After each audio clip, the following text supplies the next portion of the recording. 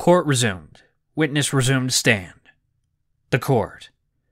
If the jury is ready, we will bring the jury in. Jury now present. Be seated, please. The court.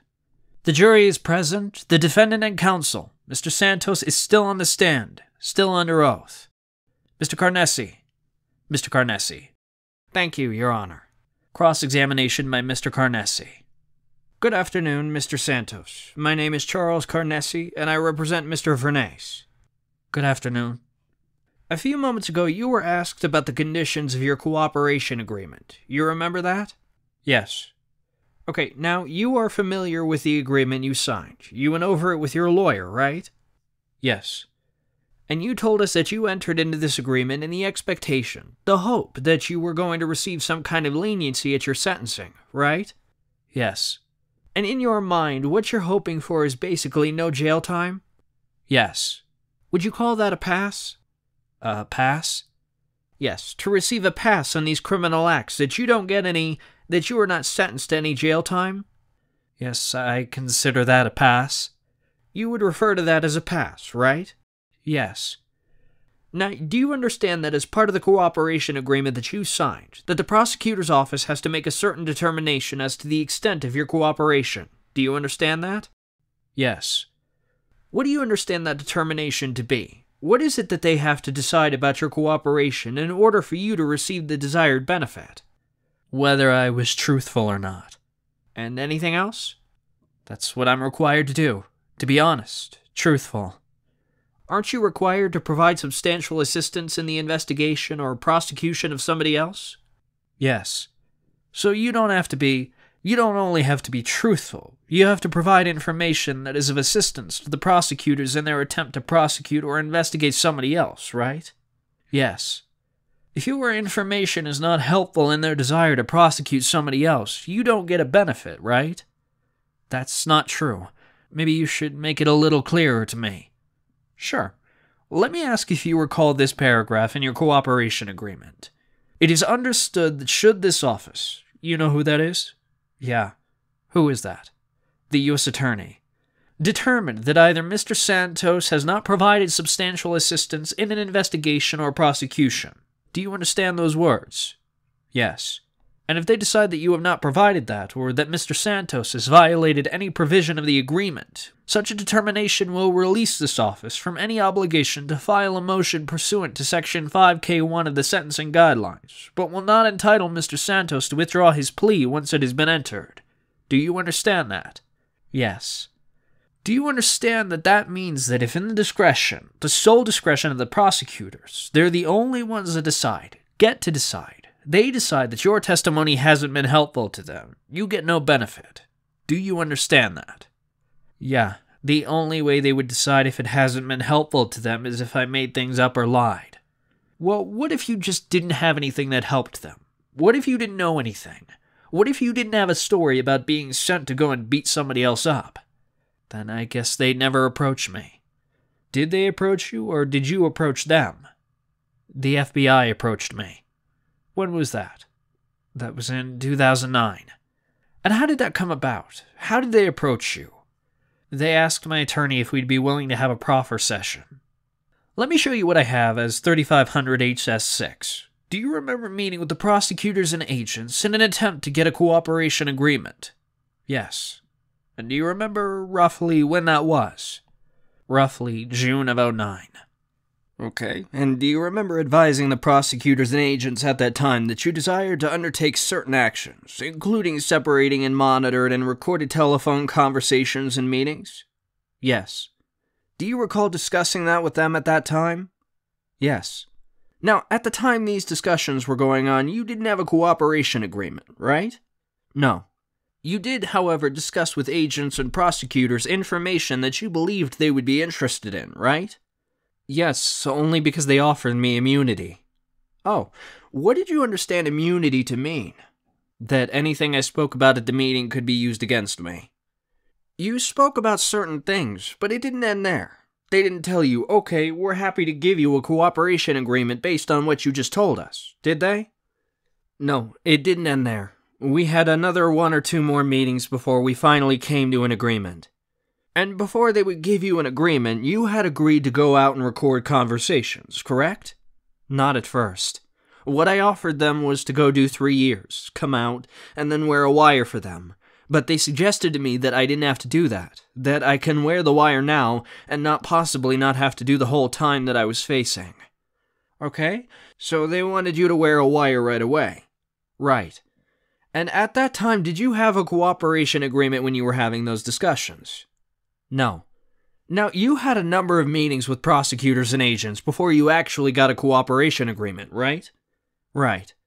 And they made it clear to you and to your attorney that the initial conversations you were having with them, before you were wearing a wire, would not be considered a cooperation agreement, right? Right. Do you remember when it was in the course of the conversations you were having with the government when you first received the recording device? Can you repeat that? Sure. When was it in the process of having these conversations with the government that you received a recording device? How many meetings did you have before then where you got this device?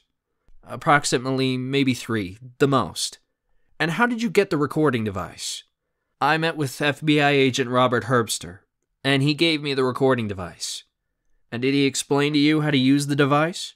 Yes. And did he explain to you how to shut it on and off? Yes. And did he tell you who to go about recording these conversations with? He told me who he would like for me to have conversations with, yeah. And you and he participated in some, essentially, strategy as to how you would go about using this recording device, right? Right. Okay. And do you recall whether or not he actually gave you a list of people that he wanted you to record? No, he never gave me a list. A written list, or even orally gave you a list of people? No, basically he wanted me to record all my friends. He never singled out anybody? He never singled... I can never honestly say he never singled out anybody because there was a lot of people he wanted me to target. How do you know that? How do you know it was a lot of people he wanted you to target? Did he discuss anybody with you? Well, when I first got locked up and I was going through the system, getting fingerprinted and whatnot, the agents were telling me that my friends, they're going down. They're going down from everything, from gambling to murder, and he mentioned names. So, I pretty much knew who he wanted me to have conversations with. You know who they wanted your assistance with? Right.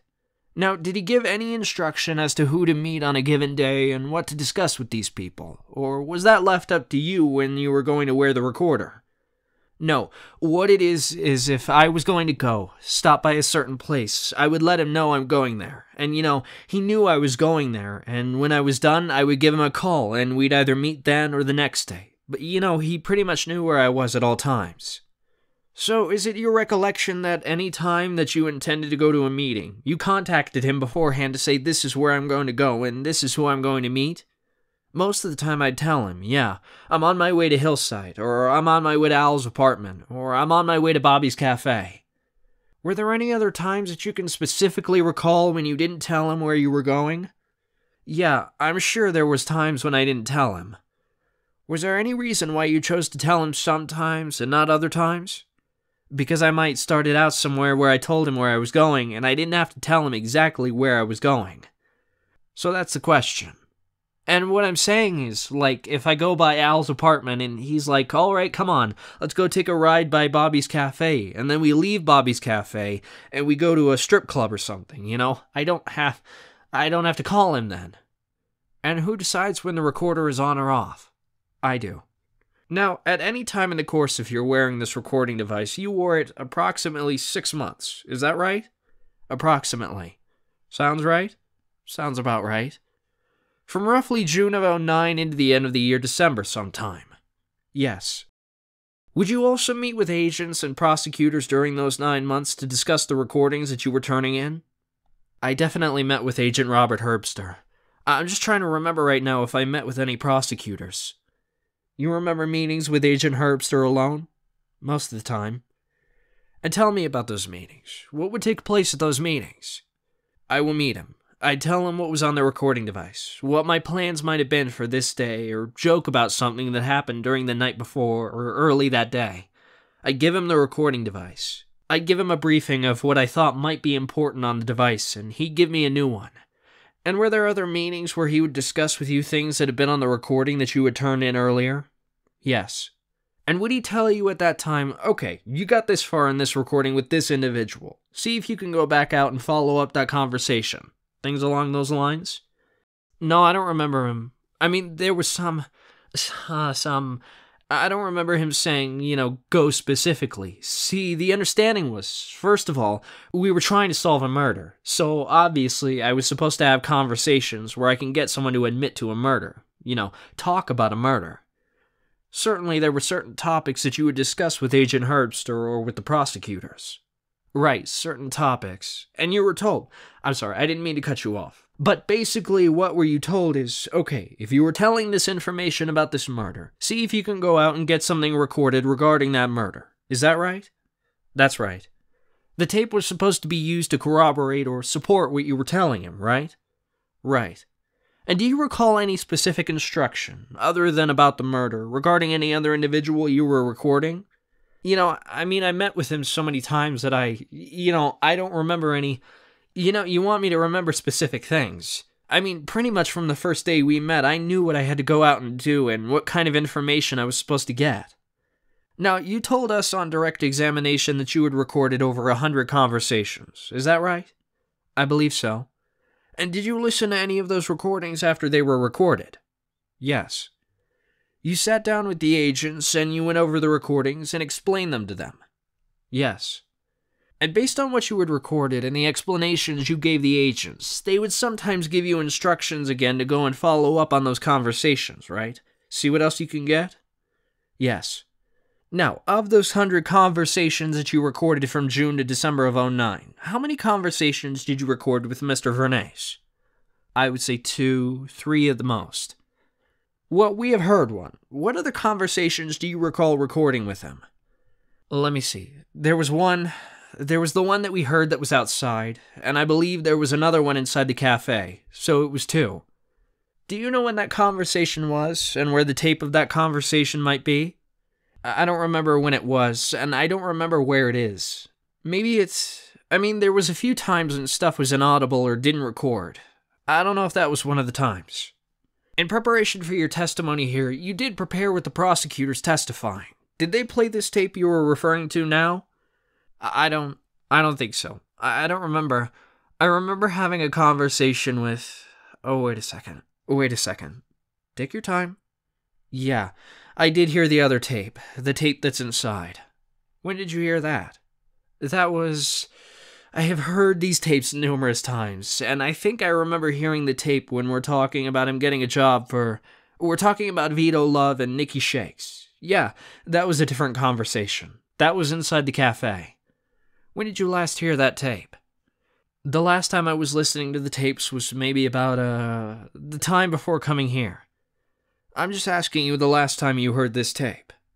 Couple of days ago. You heard it a couple of days ago? Yeah. Where did you hear it? In the office. Whose office? Mr. Tucci. Can we be specific about which tape we're talking about? Because we are talking about 2 different... Mr. Carnesi. Well, we know the tape we heard today. Right. And what you're telling me is that you heard a different tape, right? I've heard a whole bunch of tapes. No, we are specifically talking about Mr. Carnesi. You told me that you heard a separate recorded conversation, right? I believe so, yes. Do you believe so, or do you remember? I remember making another tape. 2 tapes, and I remember on the tape that you're asking me about that we didn't hear. There was a discussion, and we were just talking about guys sitting at the table in the cafe. I don't believe it was anything of substance. Okay, when did you last hear that tape? I'm not sure. Could have been like 3 months ago, 4 months ago. Do you remember where you were when you heard that tape? I was in the witness protection program. Well, was there somebody that brought you the tape? Yes, my marshal. Not an FBI agent? No. Not anybody from the prosecutor's table? No. How many tapes did the marshal bring you on that occasion? Probably all of them. When you say all of them, about how many recorded conversations do you believe you listened to at that time? Well, I got a lot of tapes. You're looking for me to tell you exactly how many tapes I had that day? Approximately how many tapes were delivered to you on that occasion that you say the marshal brought them to you? It's a stack about, indicating, this big. About 8 inches or so? Yeah. And do you know how many of those recordings you actually did listen to? I listened to all of them. How long did it take you? Took me about a good week. Do you have any idea as to how many hours of recorded conversations you listened to? We had them marked on which parts were, of substance. I mean, I wasn't going to sit there and listen to a card game for 3 hours. So, I speed up to the parts that were marked as, conversations of substance. So I wouldn't... But you just said a little while ago that second Vernace tape was not a tape of substance, yet you recall listening to that tape on that occasion? Yeah, in the beginning. In the very beginning. Like in, I think, it was February of 2010, maybe. Now, again, the purpose of your making these recordings was to corroborate what you were saying, what information you were given, and to gather evidence of the various crimes that were being committed? Right. Now, you told us as part of your direct examination that Mr. Vernace was involved with loan sharking with various individuals, right? Correct. Can you tell me where on the tape that was just played for us you bring up the topic of loan sharking with any of these individuals? Nowhere. You told us on the direct examination that on 2 occasions you claimed that you personally got a loan from Mr. Vernace, right? Got an okay for one, and on the other got a personal loan, and that was before I was wearing a device. Right, but now you went out there with the device to corroborate what you were saying, to get evidence of what you were saying. Where on tape did you bring up any conversation relating to your getting loans directly from Mr. Vernace now? Well, I mean, I could only go to a certain extent in getting information. I wasn't the type of guy to just go and, making up conversations about loan sharks and specific amounts of money. The guy was the boss now. I'm not going to talk to him like that. That's out of line in my world. So the answer is no. Nowhere on that tape? No, that would raise eyebrows. I was out on bail. If I start inquiring about too many things, that would look suspicious. Why were you wearing a tape during the conversation? Wasn't that the whole point? When I went and spoke to Bobby, it was basically just to let him do the talking. I could just put ideas in his head and maybe spark a conversation, and whatever came out of it was whatever he said. How about since, according to you, I think you told us that Mr. Colling came to you because he knew that you had this good relationship with Mr. Vernace, and you could talk to Mr. Vernace, right? Right. Why didn't you ask him for a loan? Why didn't I ask him for a loan? Sure. You told us you'd done it before. Why didn't you do it then? I wasn't a loan shark at that time. Were you a loan shark on the other occasions when you asked for loans? On the other occasion, I wasn't a loan shark either. I was made a proposition by one of my crew members to borrow. He wanted to borrow $10,000 to buy some pot, and he said he'd pay back $1,500. So I went to Bobby, and I told him that Sapala wanted to borrow $10,000, and he wanted to pay $1,500. Let me cut you off for a second, because we are going to discuss that, alright? Yeah. But my question to you is, again, you knew that you were wearing the recorder. You knew what you were trying to do. The purpose of wearing the recorder. Yes. Why didn't you ask him for a loan? Why didn't you get into a topic with him having to do with any kind of criminal activity that you now tell us he was involved? Well, first of all, he's an extremely smart person. He'd be able to know if I was talking differently than the way I usually talk. Second, I was pulled off the street abruptly. I didn't get enough time to finish what I was doing. You had 6 months. In 6 months, we've only learned of 1 recorded conversations played in this courtroom. Correct. You just heard it. Correct. Whose choice was it to only meet with Mr. Vernace once in the 6-month period? Mine. Whose choice was it to have the recorded conversation with Mr. Vernace for purposes of gathering evidence and not talk about any criminal activity that you claim he was involved in? Can you repeat that? Sure. Whose choice was it to have that conversation with Mr. Vernace wearing the recorder and not talk about any criminal activity that you said he was involved in? Well, on that particular day, it wasn't my plan to even speak to Bobby. I was there to meet Louis Mastrangelo, and in the interim, Bobby showed up, and then we sat down, and that's how the conversation occurred. So I didn't even expect to see him that day. And when you fortuitously ran into him while you happened to be wearing the recorder, it was your choice not to bring up the topic of loan sharking with Mr. Dolphin, Mr. Barsh, any of those people. You don't bring that topic up with him at all, right? Right. And that's your choice. Right. You don't bring up any loans that you say you either got from him or attempt to get a new loan. Right. Right? Right. Okay. Now, there's nothing on the tapes about any assaults or any orders or instructions that you claim Mr. Vernace had given you in the past, right? No. These are the things that you were telling the prosecutors in order to get your deal, your pass. But when you have the opportunity to record a conversation to corroborate any of that, you don't do it, do you? Well, some guys you gotta be careful with. You can't just come out and start talking about things you normally don't talk to them about. And at the time, I was only stopping by Bobby's every couple of weeks, every month, because the main target was Alphonse Truccio's crew. So, anything I got from Bobby was like gravy from the case. Oh, at the time, you didn't think the prosecutors were interested in accessing. I'm sure they were interested in him, but I was with Alphonse Truccio's crew, so that's who I was concentrating on. Did you consider the risk in recording a conversation with Mr. Vernace where you would ask for a loan and he would tell you, "What are you talking about?" Did you consider the possibility of recording anything like that? He would never say that. You don't know. You didn't record that conversation, did you? I didn't ask him. Right? Yeah. Okay. In that entire one conversation that you chose to record with him during, or that we heard during that 6-month period, there was no talk of any criminal activity other than your involvement with Mr. Carrazzo and some, car service? Yes. And then trying to collect the money from, right? Right. Mr. Vernace wasn't part of that, right? No. There's mention of a card game, right? That somebody else was going to run, and I think Mr. Vernace said, yeah, he was going to give me money. I never got $1, right? Other than that, did you bring up the topic of any card games? Did you claim Mr. Vernace was involved in? As a matter of fact, I did. Okay, where in the tape is that? When I told him about the game that he came to play at that I had on Woodhaven Boulevard, I told him that I wasn't trying to have big stakes games. I didn't want to be greedy. Okay, Mr. Santos, maybe I wasn't clear. Are you telling me about a game he came to play at? Right. Yeah, a game that he came to play at. Okay. He knew I had. That he knew you had? Yeah, there's a part in there where I'm telling him. About your game? I was trying to make a couple of dollars at the game. At my game. And that's a game where he played, right? He came to play, as a friend. Now, you did listen to these tapes prior to being in the courtroom today, right? Yes. Did you review the transcripts as well to determine whether or not they were accurate? Yeah.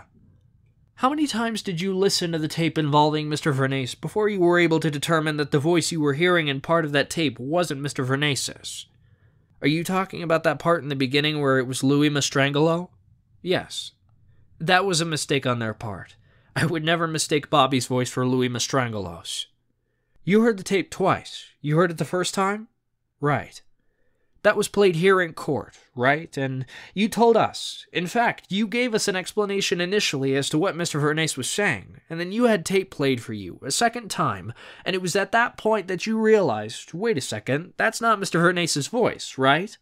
Well, when I was listening to it, listening to the voices and reading, I was under the assumption that it was just me and him, so I wasn't looking on the left where it said, BV and H something.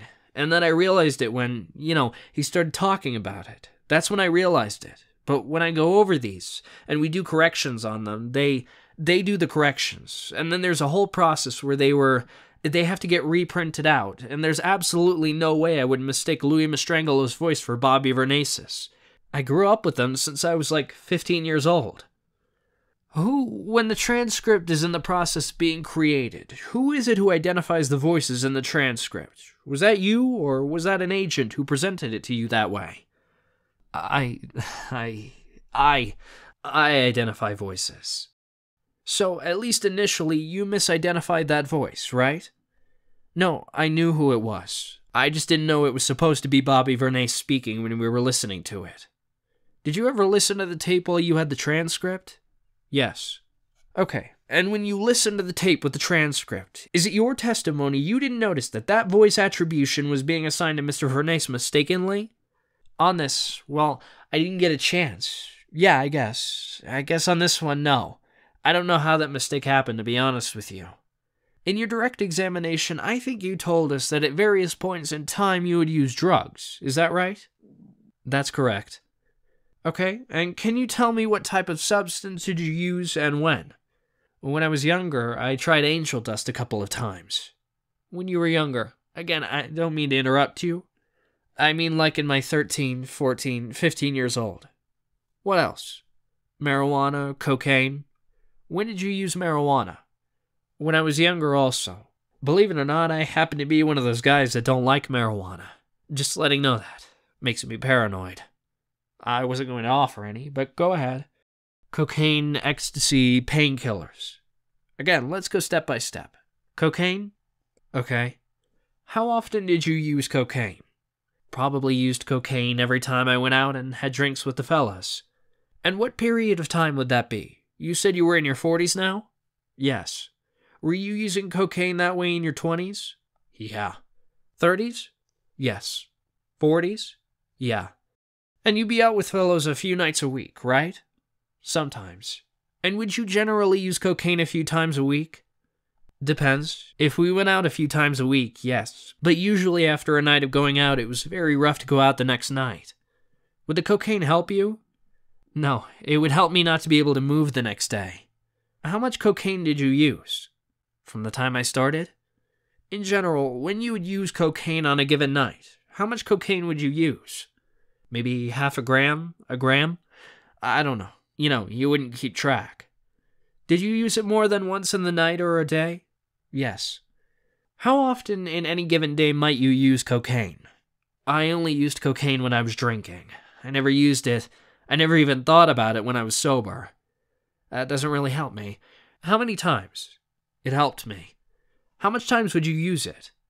How many times would I use it any given day? Yes. When I was out drinking? Yes. During the course of the night, probably like every half hour, 40 minutes we'd go and do a little bit. You continue to use it in your 40s? Yes. When was the last time? The last time was in 2009. And that was sometime after you began your cooperation agreement, right? Correct. Now, when you began, withdrawn. Let me go back to the drugs for a minute. We covered marijuana, cocaine, you said ecstasy. Yeah, ecstasy, back in my gray days. When did you stop using ecstasy? When we probably stopped in my middle 30s, something like that, give or take. Anything else? What? Any other drugs? Did you ever use oxycodone? Anything like that? That didn't start until later. That started in my 40s. And how often would you use those? In the beginning, it would be like every weekend, then started becoming every day. Eventually, you got addicted to that, didn't you? Yeah, I tried to stop. I just decided I wasn't going to do it anymore, and I got physically ill. I had no choice, but when did you, if you did at all, finally stop taking them? In 2008. How did you quit taking it? I began taking Suboxone. What is Suboxone? It's an opium antagonist. If you tried to take painkillers while you were on Suboxone, it would make you sick. It wouldn't work, and it kept you from feeling the withdrawal symptoms. And that was a drug that was prescribed to you by a doctor? I had it prescribed to me, yes, but it was also a drug that I was able to get on the street at times. But yes, I had it prescribed to me. Are you still taking Suboxone? Yes, I do. Is it prescribed from a doctor at this point? Absolutely. Taking any other drugs? Yes, I take Zoloft. What is that for? Because I'm crazy. No, my depression. Zoloft. Vistarol for high blood pressure. Syntonin. Xanax for anxiety. How long have you been taking Xanax and Zoloft? I've been taking Zoloft for roughly about maybe a year and a half now. Or a year. Something like that. And Xanax I've been taking since 2007. I knew you laughed when you said you take Zoloft because you're crazy, but, that's what people think. They think people take medication for being depressed. They're crazy. Did you ever tell anybody that you take Xanax because it keeps you calm? Because I'm high-strung, otherwise I would be looking to kill everybody. Yeah, I know what you're talking about. Sounds pretty crazy. Yeah, I was a pretty crazy guy, but that's not what I meant. Now, you told us about an individual by the name of Benny Mosquito. Yes. And you shot Benny Mosquito, right? Yes. When was that? What year was that? 1990. In the early 90s. You remember what year it was? I got a pretty good idea. I believe it was 1992, maybe? What makes you think it was 92? I'm trying to go by the car I was driving. That's the only frame of reference you have? Pretty much, yeah, because the car I was driving was after the Lincoln, and it was before I went to jail on the gun charge. How did this problem with Benny Mosquito start? We got into an argument in a nightclub. You and he? Yeah. And anybody else involved in the argument? I was with a friend, and he was with a friend, but me and him basically had the argument. All right. Now, at that time, 1992, were you an associate of the Gambino family? Yes. And what, if anything, did this argument between you and Benny Mosquito that have to do with the Gambino family? Base, if you let somebody get away with leaving you for dead in an alley, you get no respect. Nobody wants a dog around them. Let me ask you, maybe you didn't understand me. I'm talking about the initial argument between you and Benny Mosquito. No, that had nothing to do with the Gambino family. You said 1990. I didn't have the argument with Ben Mosquito until 1990, before 92. That was earlier, like 2 years earlier. Something lining that. Okay, so your best recollection now is that the initial argument was in 1990. Yeah, I didn't get him back, like 2 years later. Again, I don't mean to interrupt, but no problem. Just want to make sure you understand. The court. One at a time, please. The witness. Okay. The court. She can't take you both. In 1990, what was the incident that you had with Benny Mosquito? We had an argument because he thought I was giving him a dirty look, right? You want me to explain the incident from beginning to end? How I wound up in the street? Just get me to the point where you were in the street. When I am in the street? Yes. Okay. We get into the argument in the nightclub. We leave the nightclub, with me and my friend Mike Morrow, and we spot Benny Mosquito and his friend in the car, so we start following them. They turned down the street off of Cooper, and I got out of the car and began hitting Benny Mosquito and his friend with a baseball bat. And my friend got scared and didn't come to help. And eventually Benny Mosquito was able to get the baseball bat from me, and him and his friend Joe beat me in the head until they left me unconscious in the street, and a guy with a pickup truck was driving by, and I was able to hop in the back and go to the hospital after a while. How long were you in the hospital for? A week. When was the next time after that incident that you saw Benny? Probably about 2 years later. And where was it that you saw him? I saw him in Remington's. Now, at that time, did you have a gun? Not on me. When you say not on you, what do you mean? I didn't actually have the gun in my waist or my pocket. Did you have a gun in your car? No, I didn't have the gun. I owned the gun, but I didn't have it with me that night. I borrowed my friend's gun. And what did you do after you got the gun? Did you return immediately to where you had seen Benny? Yeah, and it looked like he wasn't there. And so I figured maybe he might have saw me and left. So I went outside and approached the car. The driver of the car backed up when he saw the pistol in my hand and said, "Take it easy, Howie." So when he backed up, I leaned over on the driver's side and asked Benny if he remembered me, and I shot him in his chest. Who was the driver of the car? I don't have no idea. He knew you? He knew me. I guess Benny must have told him, "Hey, that's the guy I beat up with the baseball bat." Now, when you shot Benny in the chest, was it your intention to kill him? Yes. How many times did you shoot? I fired once, and he flew out of the car, so when I was going back around to shoot him again, I saw a cop car coming up that way. What did you do when you saw the cop car? You left? Yeah. I went back inside. I handed over the pistol to a couple of friends of mine, and I left, and I went on the lam. When was the next contact you had with anybody concerning that incident? The shooting? Yes. The next day. On the lam? Well, I was getting prepared, but I found out he didn't die. So you didn't actually go on the lam? Well, I went to Vinnie Marino's house, and I slept there just in case the guy died. Then I was going to really hit the lam. I don't want to be home. So anyway, somebody contacts you the next day about this incident. Right. Who was that? I don't remember. Everybody knew about it. There was 1 million people out there. They said he didn't die, so... Continued on next page. In open court. Cross-examination by Mr. Carnesi. Now, you told us that according to your recollection, right, you believe that you met with Benny's father, is that right? Right. Okay. Where did that take place? That took place in a club on Rockaway Boulevard, like around 106th Street, somewhere around there. Whose car? I believe it had something to do with the Larbacas, maybe Louis Mastrongolo's club? I'm not sure which club it was, to tell you the truth. You don't know? I don't know. Can you describe the club? I think, from what I remember, you walked in the doorway, and then you made a quick right maybe, and then a left, and you were in the club. And there was like a table there, with chairs. Had you ever been in this club before? No. Okay, how did you... Well, when you went to the club, who was present, if anybody, inside the club when you arrived? When I got to the club, Bobby Vernace, Jojo Carrazzo, Benny Mesquita, and his father were present. That's all. Just Benny and his father, besides Mr. Carrazzo and Mr. Vernace? Well, I was brought in. Louis Mastrangelo brought me there, so he wasn't there. He wasn't there before I got there, but he was present. Before you got there, had you spoken to anyone other than Louis Mastrangelo about going to this meeting? No. Not Mr. Vernace, not Mr. Carrazzo, not to anybody. No, I was very surprised. Okay, now you say you have been an associate of the Gambino crime family. You met certain people at a very early age, around 14, 15. Correct. Alright, how old were you at the time of that meeting? What, I was 25, 24? So you've been around those people for close to 10 years at least, right? Yeah. And you have continued to be around them until at least 2009, right? Right. Okay, you use the term sit down. Right. That term has a specific meaning in the world of organized crime, doesn't it? Right. Okay, what is a sit down? A sit down is when a group of people sit down to solve a problem or discuss it, come to an agreement.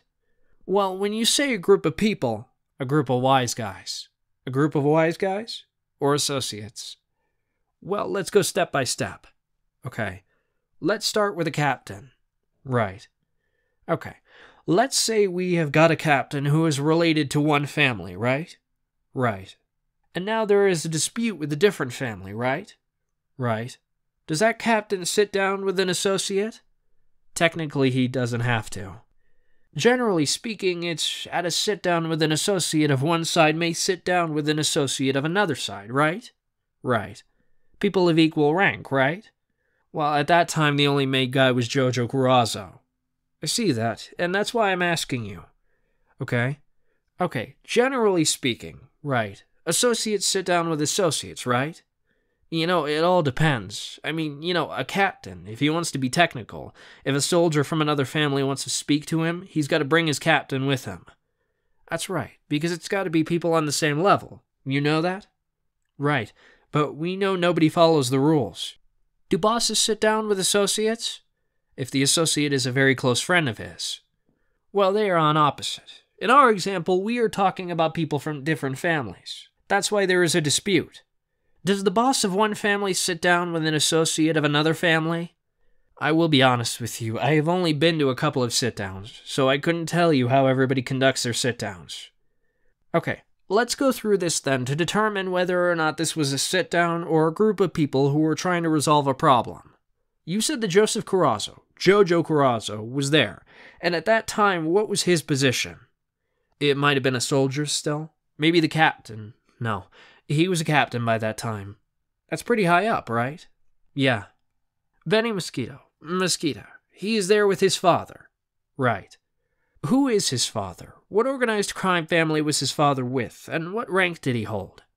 I don't know what organized crime family his father was with, if he was with any, but in that life, regular people from the neighborhood always went to wise guys for help.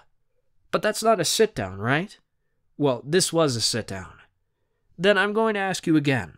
What family, if any, do you know Benny Mesquita's father to be with? I didn't know him. Okay? He didn't even speak English. That's right. He didn't speak a word of English to you, right? As far as I know, well, he didn't speak to me.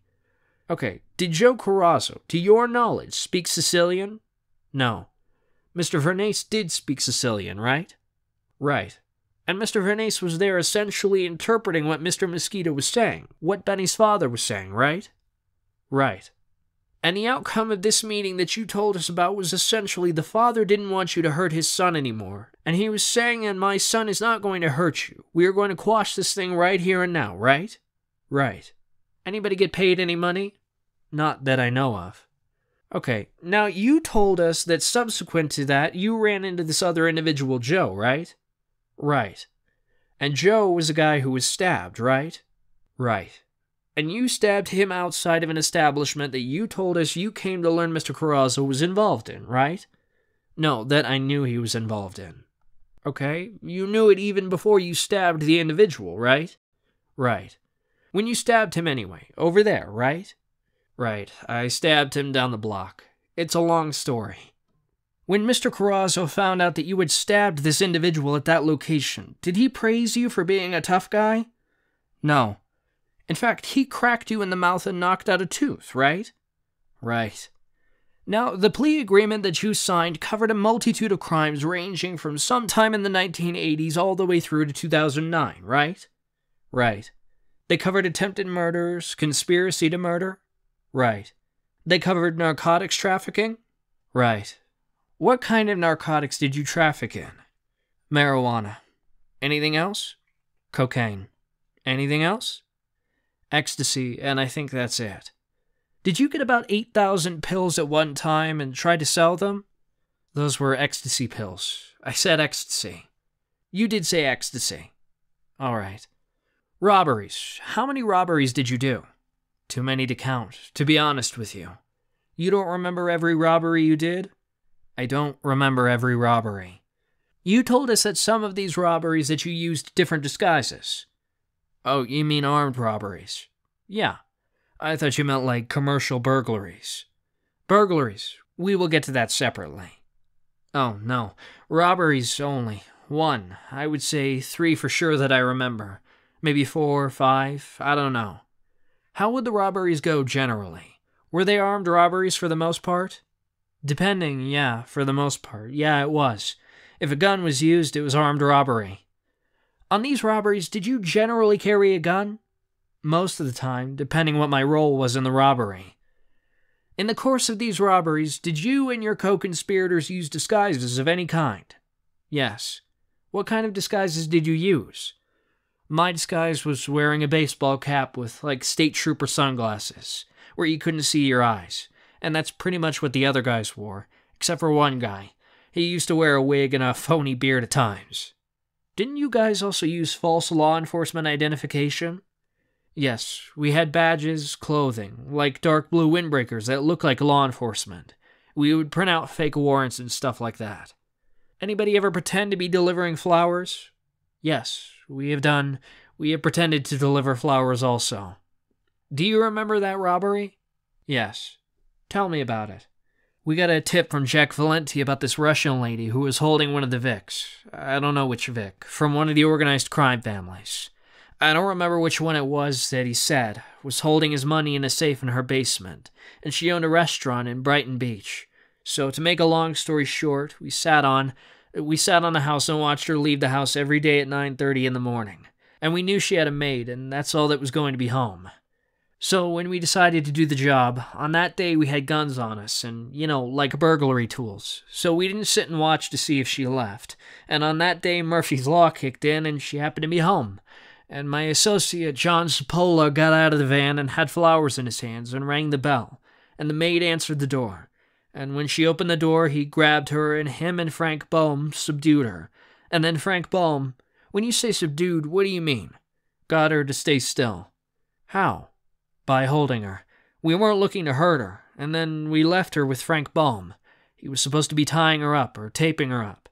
And we went upstairs, and Cipolla found the lady hiding in the closet. She was on the phone with 911. So we took her out of the closet and made her sit down on the bed. I got on the phone. I said, "Who is this?" No, they said, "Who is this?" I said to her, "This is the police," and I hung up. We told one of the guys found the safe inside the closet. So now we know she was on the phone with 911, so we are just working on the clock. I'm waiting and listening for that. On this robbery, I didn't have a gun. I had the scanner in my hand and a walkie-talkie, and I'm just listening to wait for the call to come over. In the meantime, they find the safe in the closet of her bedroom. So they made her. It opened with a key. They made her open the safe. The call came over. We packed up everything that was in the safe, and we hopped in the van and we left. How much money did you get? Like $46,000 in jewelry, but we missed the big one. There was supposed to be $800,000 in the safe in the basement. You never got to the basement? No. Was that the only robbery that you did where people were restrained in some way? Homeowners were restrained? No. Okay. Do you remember doing one in, well, withdrawn for a moment. It's your testimony that during that robbery, the only two people in the house was a woman and a maid, right? Right. You don't remember an elderly man? An elderly man? Yeah. No. Okay. Was anybody's mouth covered with tape during the course of this robbery? Frankie didn't have enough time to finish tying up the maid and putting the tape over her mouth before we came running down the stairs and had to leave. How about the woman who was restrained before you even got upstairs? Somebody put tape over her mouth? The maid at the door was restrained. The woman upstairs, nobody, did anything to her. She listened, so she basically just sat on the bed. Now, do you remember doing a robbery in the mid to late 1990s in Westchester County? Yes. Tell me about that one. First of all, what kind of a disguise was used? I was wearing a suit. I was wearing a suit with sunglasses, and we made believe we were, I believe, federal agents. Okay. I think the guy's name was Krinsky something. Eli. How many people were home in the house? 2. Who were they? Eli Krinsky and his wife. Did they come to the door? You identified yourself as federal agents, and then what? We grabbed Eli Krinsky, subdued him, and we tied his wife to the chair, and we took Eli Krinsky downstairs and made him open his safe. Well, let's start with the wife. You tied her to a chair. Well, not me personally, but she was tied to a chair. Was her mouth covered with tape? I believe so, yeah. While all this is going on, of course somebody, if not you, somebody in the group is armed and menacing them with a gun, right? Oh, we were pretty much all armed, and now when you say you forced the husband in the basement, or to open the safe, right? How did you go about doing that? We walked him down. At gunpoint? Yeah, at gunpoint. How old was this gentleman, roughly? Probably about, I don't know, maybe 60? Okay. I'm not the best with ages. Now, you forced him to the safe. Where was the safe located? It was in his basement. So did you take him down to the basement alone, or were there other people with you? No, there are other people. There was 1, 2, I think there was only 3 of us. Did you threaten this man in any way in order to get him to open the safe? Well, I don't remember, saying anything to him. I mean, I thought, I guess the guns were good enough at one point, but I did think that he was making believe he didn't know the combination, and I tapped him on the head with the gun. You tapped him? Yeah, I didn't want to knock him out. He wouldn't have been able to open the safe. Okay, did you threaten his wife at all? Did you tell him you were going to hurt his wife if he didn't open the safe? I didn't tell him that. Who did? I have no idea. After you tapped him, did the gentleman remember the combination to the safe? Yeah. How much money did you take from the safe? It was empty. There was nothing in the safe. Shook head. You got nothing during the course of that robbery? No cash at all. Did you restrain the husband when you left the house? Yes. How did you do that? I believe we duct taped him. Covered his mouth as well? I didn't tape him up, so I can't tell you whether his mouth was covered. Did you ever learn whether or not the individual, the husband, suffered any injuries as a result of that incident? No. You say you got no cash. Did you take anything else? We took some jewelry. The reason why we even went there was because the guy who bought Nicky the Pig's gold, that, they call it melt, and he was supposed to be holding a large amount of melt, according to Nicky the Pig, and it turned out not to be true.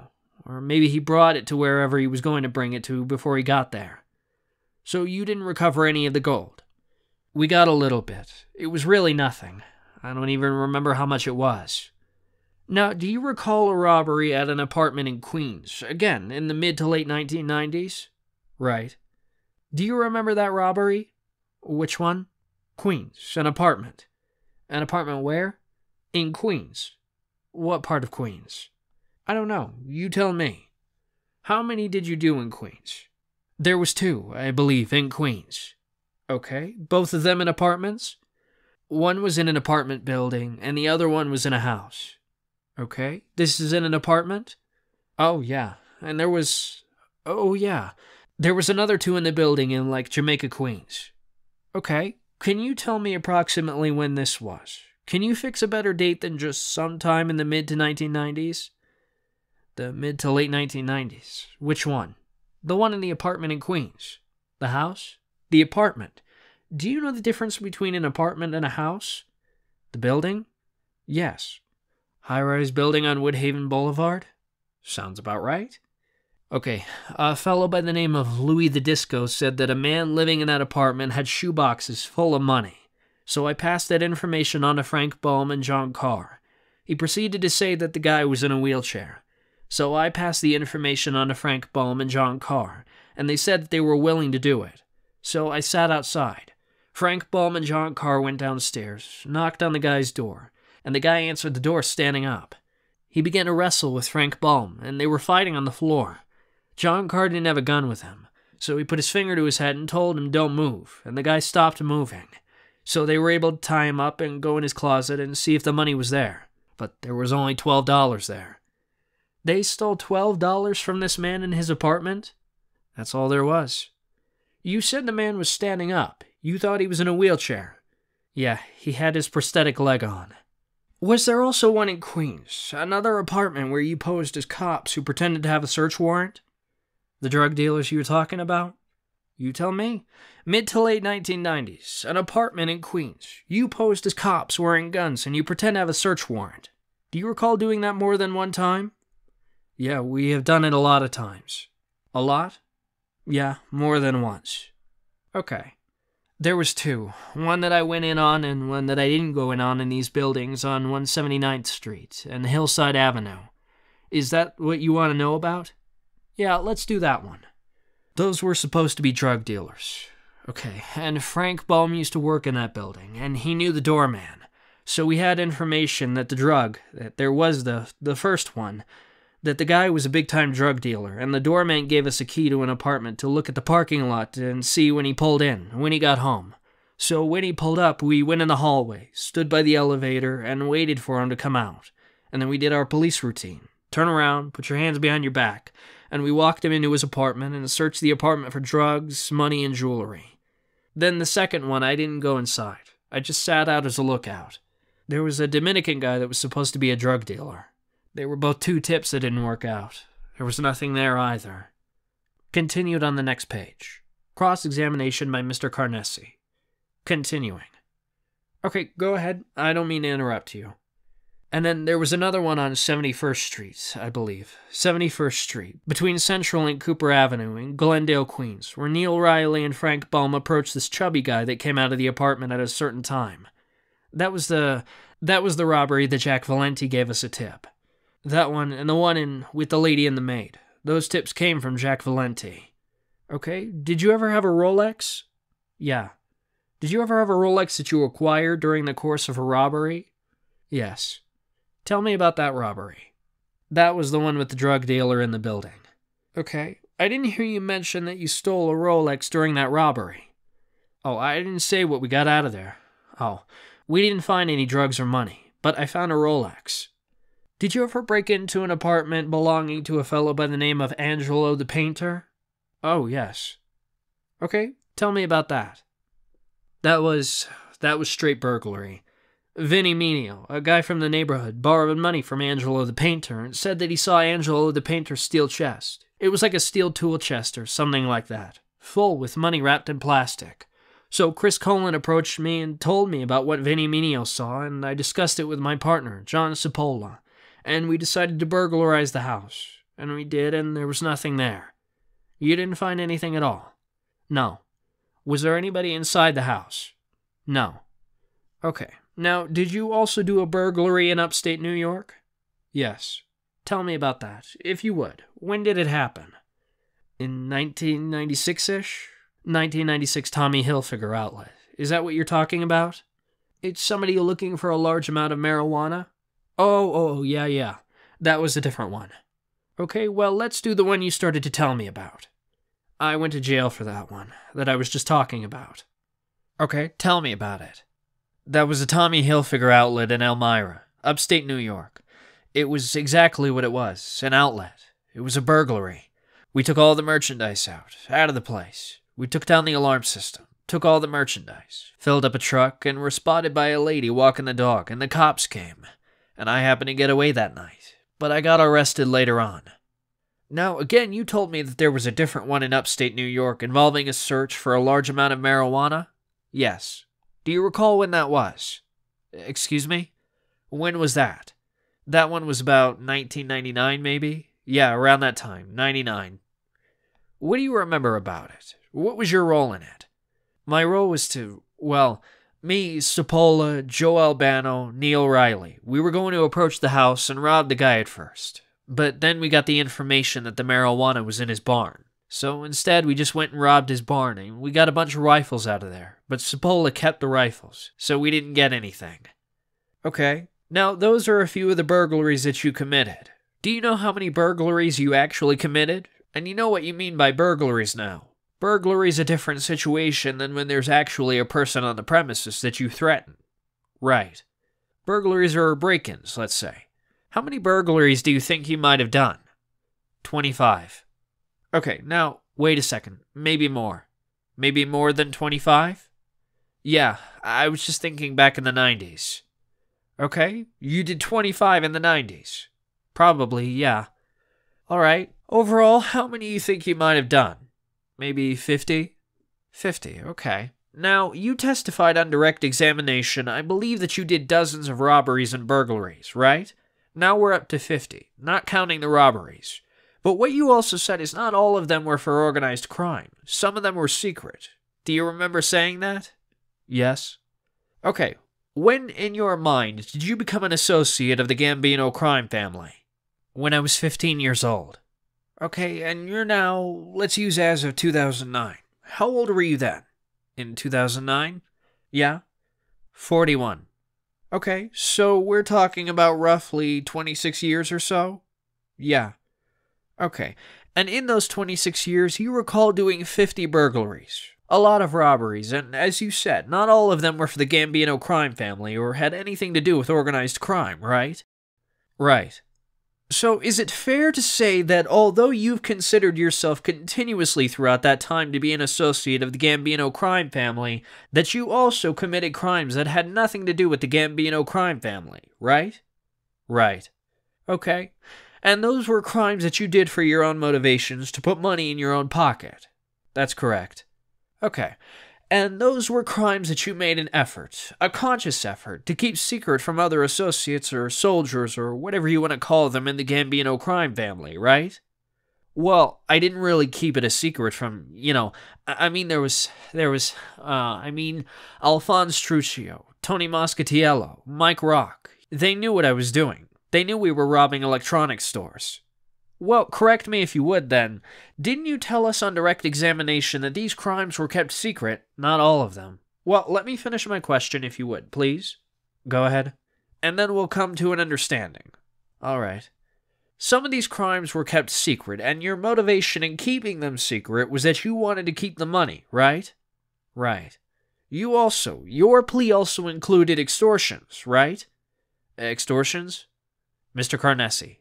This is fine, thank you. The court. So we will stop for the day. Members of the jury, please remember my admonitions. Do not discuss the case. Keep an open mind. We will see you tomorrow. The court deputy. All rise. Jury exits at 5:01 p.m. In open court. The court. All right, if there's nothing that you want to discuss, we are adjourned for the evening. Mr. Tusi. Nothing from the government, Your Honor. Thank you. The court. Before we stop, the jurors have requested to work until 2 o'clock on Holy Thursday of next week. Mr. Carnesi. That's fine. The court. So I don't think anybody... Well, whether you have an objection or not, we're going to stop at 2 on Holy Thursday. Mr. Carnesi. But it's nice to be asked. The court. All right. Defendant remanded. Whereupon the proceedings were adjourned to March 21st, 2013 at 9:30 a.m. United States of America against Bartolomeo Vernace. Defendant. United States Courthouse, Brooklyn, New York. Thursday, March 21st, 2013, 9:30 a.m. Transcript of criminal cause for jury trial before the Honorable Sandra L. Towns, United States District Judge. Appearances. For the government. Loretta E. Lynch, Esq., United States Attorney, Eastern District of New York, 271 Cadman Plaza East, Brooklyn, New York, 11201. By Amir Tusi, Esq. M. Kristen Mace, Esq. Evan M. Norris, Esq. Assistant United States Attorney. For the defendant, Charles F. Carnesi, 1225 Franklin Avenue, Suite 325, Garden City, New York, 1-1530. By Charles F. Carnesi, Esq. Appearances continued. For the defendant, Joseph Di Benedetto, 233 Broadway, Suite 2707, New York, New York, 1027-9. By Joseph Di Benedetto, Esq. Also present, Special Agent Paul Tambrino, Special Agent Jeffrey Tarklin, Paralegal Shernina Moore. Court Reporter, Victoria A. Torres Butler, CRR, 225 Cadman Plaza East, Brooklyn, New York, 11201. V. Butler, RPR at AOL.com. Proceedings recorded by mechanical stenography. Transcript produced by computer-assisted transcript. In open court. The following occurs outside the presence of the jury. Judge Sandra L. Towns enters the courtroom. The courtroom deputy. All rise. The court. Be seated, please. Defendant enters the courtroom. The court. Today we have to stop at 4:45 because of a marshal's issue. Witness enters and resumes stand. The court. All right, we'll bring the jury in. The courtroom deputy. Yes, Judge. Pause in the proceedings. In open court. The courtroom deputy. All rise. Jury enters at 10:01 a.m. The court. Please be seated. Good morning. The jury. Good morning. The court. The jurors are all present. The defendant, counsel, and the witness is still on the stand and still under oath. Mr. Carnesi. Mr. Carnesi. Thank you, Your Honor. Howard Santos, called as a witness, having been previously duly sworn, was examined and testified as follows. Cross-examination by Mr. Carnesi continued. Good morning, Mr. Santos. Good morning, Mr. Carnesi. Yesterday you told us about an occasion where you met an individual who you knew was Benny Mosquito's father, right? Correct. Can you describe that individual that you met? An older guy, olive complexion, short hair, dark. Continued on following page. Was he tall, thin, short, fat? He didn't look overly thin, but he wasn't fat. Anything else you remember about him? He was wearing what looked like a black coat. Any facial hair, beard, mustache? That I don't remember. Now, your plea agreement covered extortion as well, right? Correct. What crimes did you commit involving extortion? Kew Gardens Car Service. What did you do there? I got them to agree to pay $10,000 every Christmas. How did you get them to agree to do that? I explained to them that because they kept getting into problems and Jojo having to help them, that it was the right thing to do. Who else did you extort? Do you recall? I'm trying to think of something that falls into that, into that extortion type of situation. Did you do any loan sharking? Yes. Did you threaten people in order to get them to repay? Yes. That would fall into that category, right? Right, yeah. What else? Bookmaking, threaten people. Again, I'm sorry, I don't mean to cut you off. On the topic of extortions, do you remember any other extortions that you were involved in? That's what I'm saying. If a person bet with me and didn't have the money to pay, I would threaten them to pay me. In either the loan sharking or the bookmaking collections that you were making, did you ever have to get physical with anybody? Yes. Tell me about that. There was one person that I hit with a nightstick.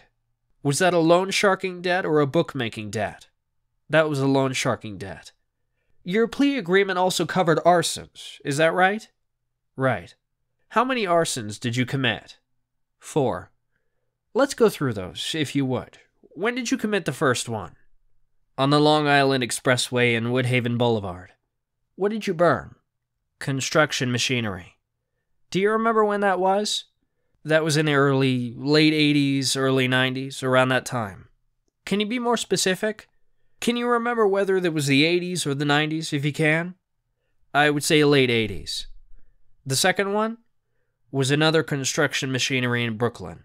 At a different location? At a different location, yes. And when did you set those fires?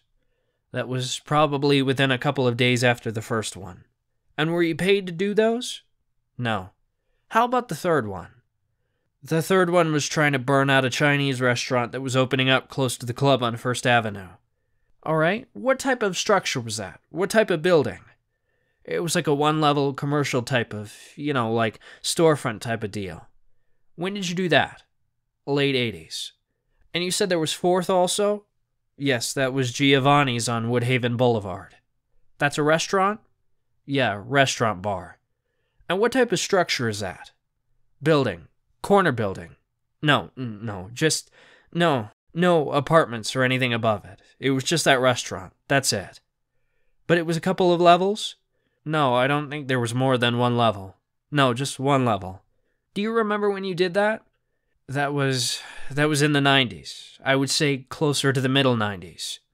Do you have any specific recollection of what year it was, other than general range? It could have been around 1993, maybe. Now, the plea also covered extortionate extensions of credit. That is loan sharking, right? Right. Okay, how many times did you make extortionate loans? Do you recall? Maybe 10 times. Maybe 10? Nodded.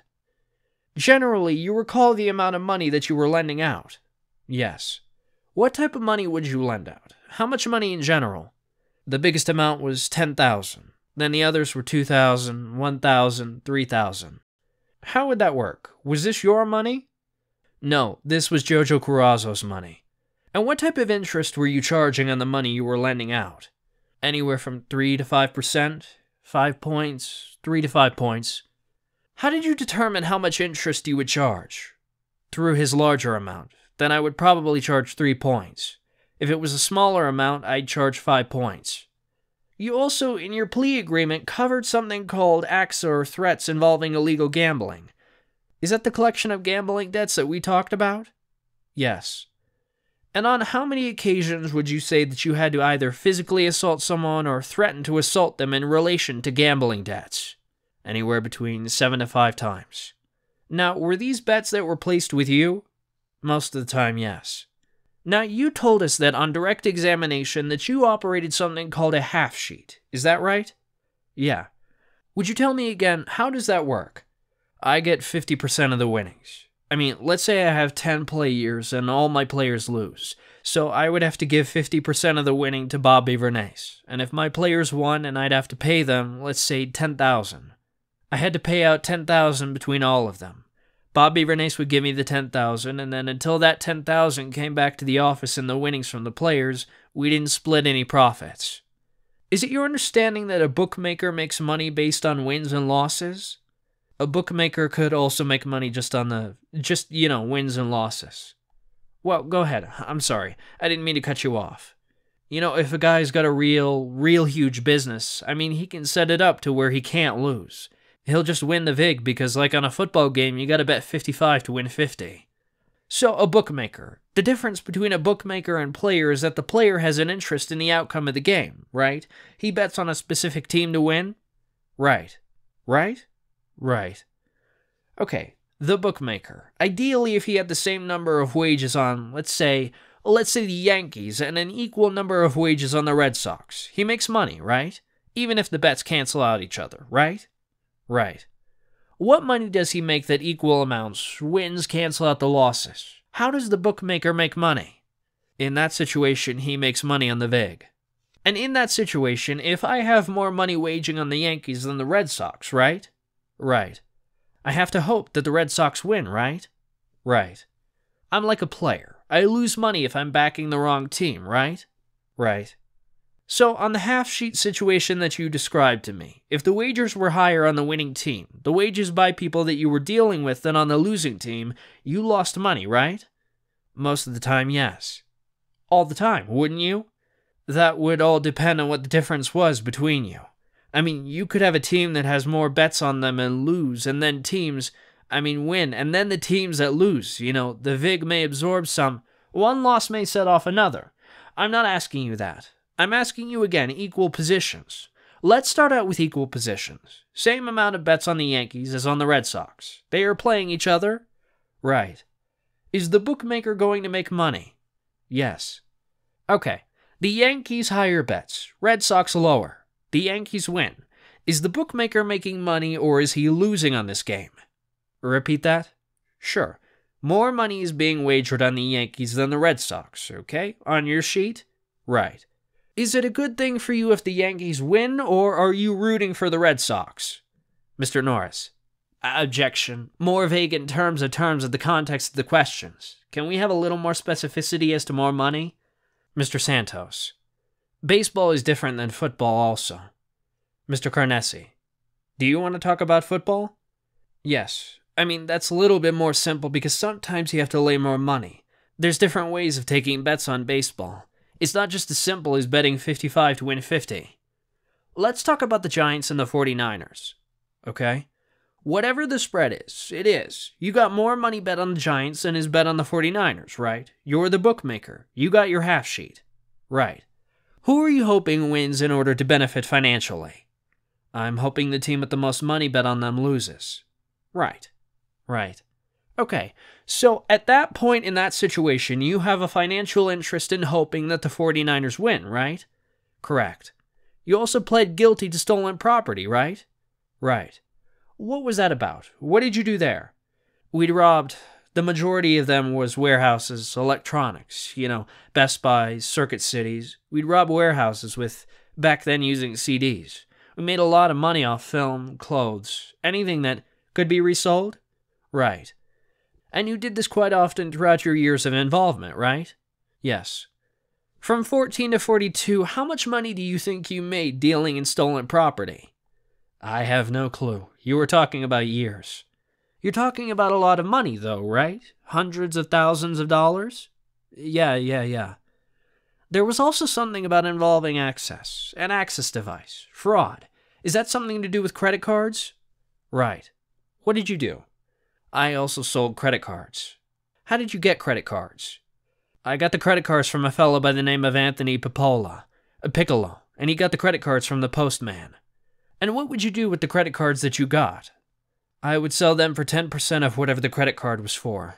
If it was for $7,000, I'd sell it for $700. How did you determine the value for the limits on the credit cards? Back then, you were able to call up to see what the limit was. Do you know how much money you accumulated dealing in credit cards?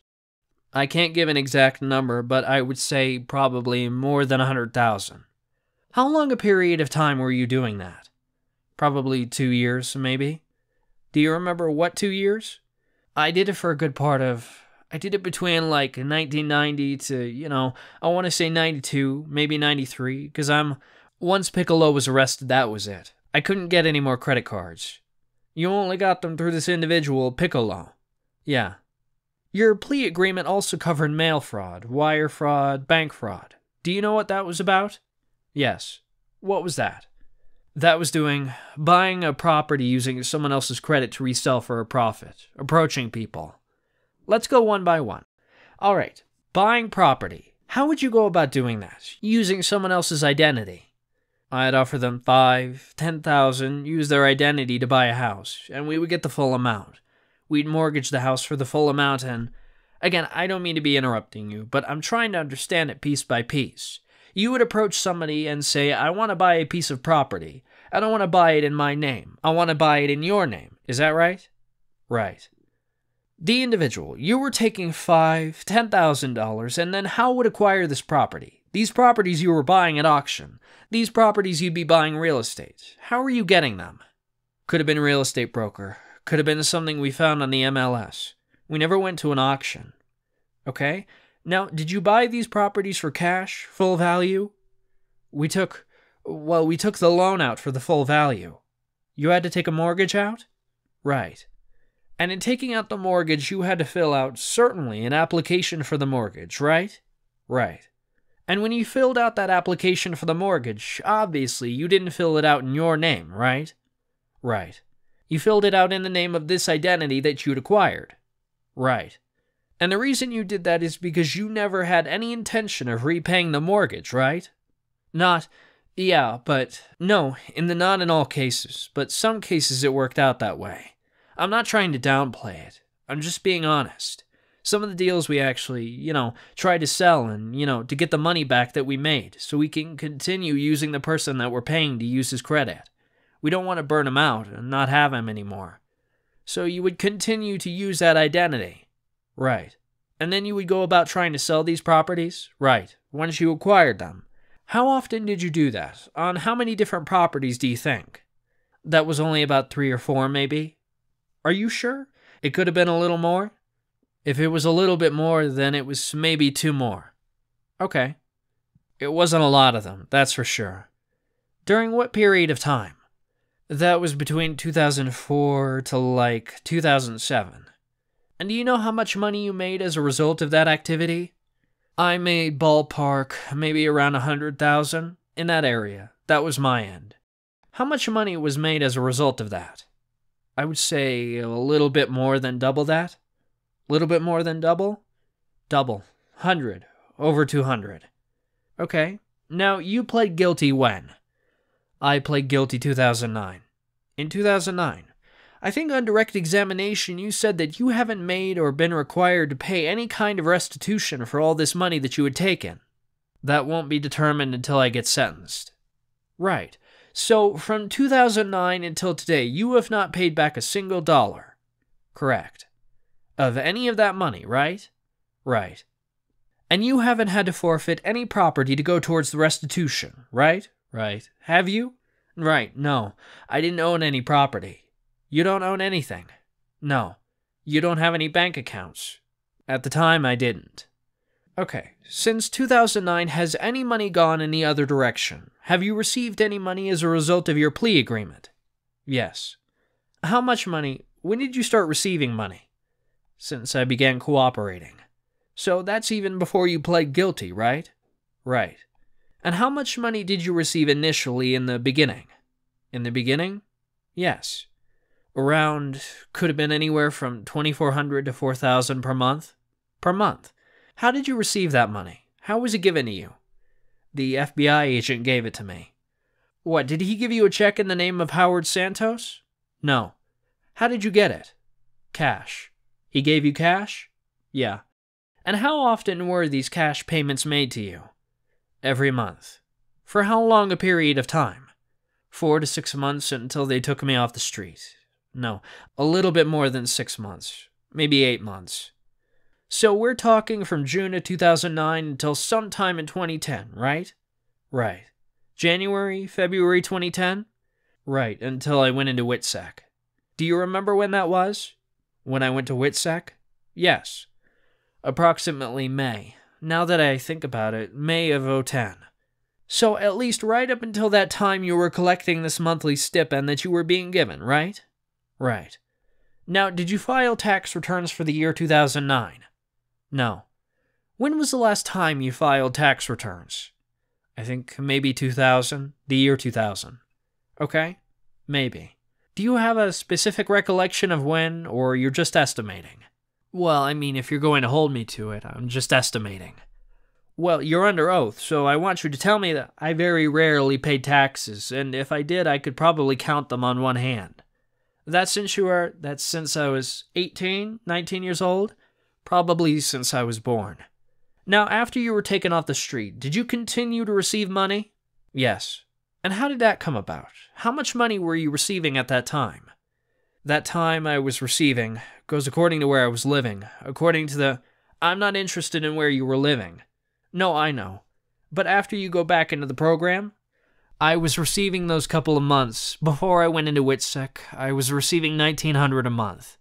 Now, you go into WITSEC. Do you continue to receive money? Yes. The $1,900 a month, that was paid for you the same way, in cash? In WITSEC, the amount changes. We didn't get to that yet.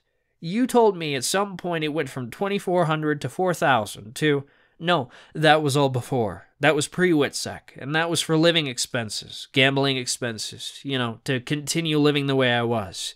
I always lived so no one would, think, just to be normal, because I wasn't allowed to commit crimes to make money, so they give me the money.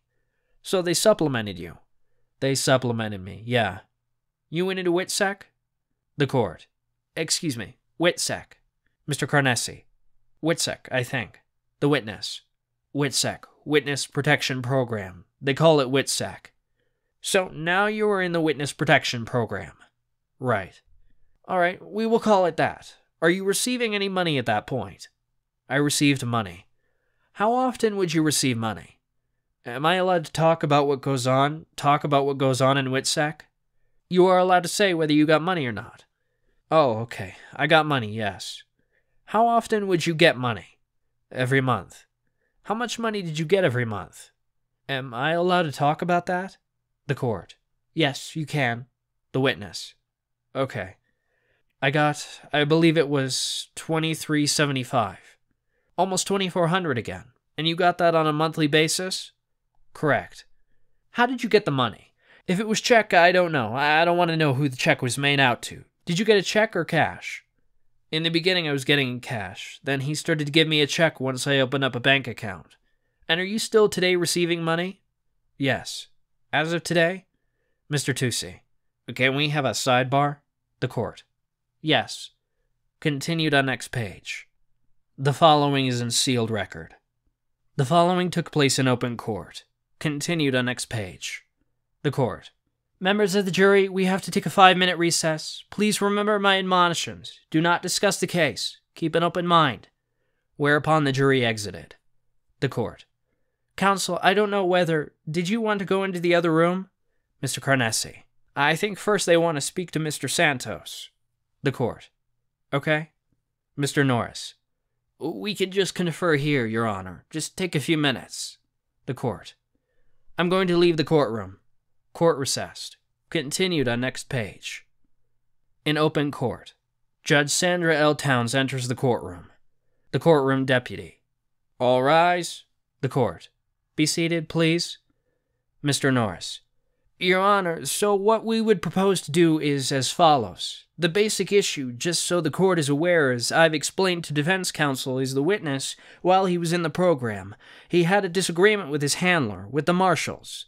The substance of it was they wanted him to have a job and hold down a job, and he would point out continually that it was difficult for him to keep a job because of his obligations with the Southern District, and being debriefed and getting ready to testify, and being on the telephone and traveling to do that, and so they had a disagreement about that. The characterization of the marshals is what's in some reports that we have here, where clearly the conflict got heated. There's nothing physical or anything like that, but they would characterize him as being irate or hostile, and there's a series of memos as they're having the same discussion, essentially over and over again, culminating in his decision to leave the program after consultation with FBI and the AUSA in the Southern District.